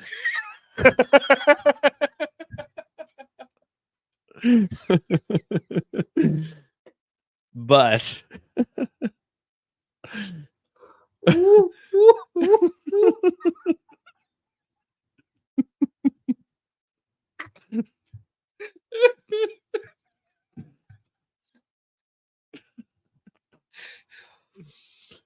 I will be doing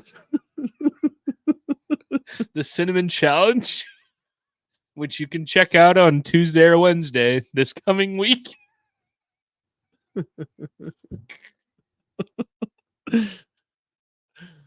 Do you even know what I was referencing? No, I thought you were going to bring up the purple punishments because I saw the spreadsheet on your screen. Yes, that's also a Moneyball reference. It's like that's a prime Moneyball reference right there. Not to dampen the mood. Jonah Hill, his character is hilarious in that movie. If you haven't watched Moneyball, I'm literally tearing up right now because I'm laughing so hard. But there's a scene in Moneyball where Jonah Hill's character and Brad Pitt's character, they're like in the office and they're like, it's mid-season and it's like it's crunch time. They got to make a decision. They got to go. And they call a bunch of teams and they make a bunch of trades, like all like rapid fire, like boom, boom, boom. And they successfully get this big trade and they're like celebrating, like, yes, yes, yes. And then Jonah Hill just looks at Brad Pitt and goes, not to dampen the mood, but, and Brad Pitt looks back at him and goes, we have to send a player down, don't we? And Jonah Hill just looks at him like, yeah. Well, we have to. Yeah, we do. I have to do the Cinnamon Challenge. Congrats, so, Evan. Hope you feel great not to about dampen that. The mood, but I don't have to suffer the consequences. That's all right. You've already had a solo purple punishment one time this year, so it's about time. Man. All right. I don't think we need to belabor anything else. Vikings lost. It sucks. Most of the loss, 90+% of the loss, is on the Vikings being awful this year or this week. Both games this week, they've looked like garbage, and I'm just ready for all the garbage Lions fans to be back in our comments on TikTok. Yep.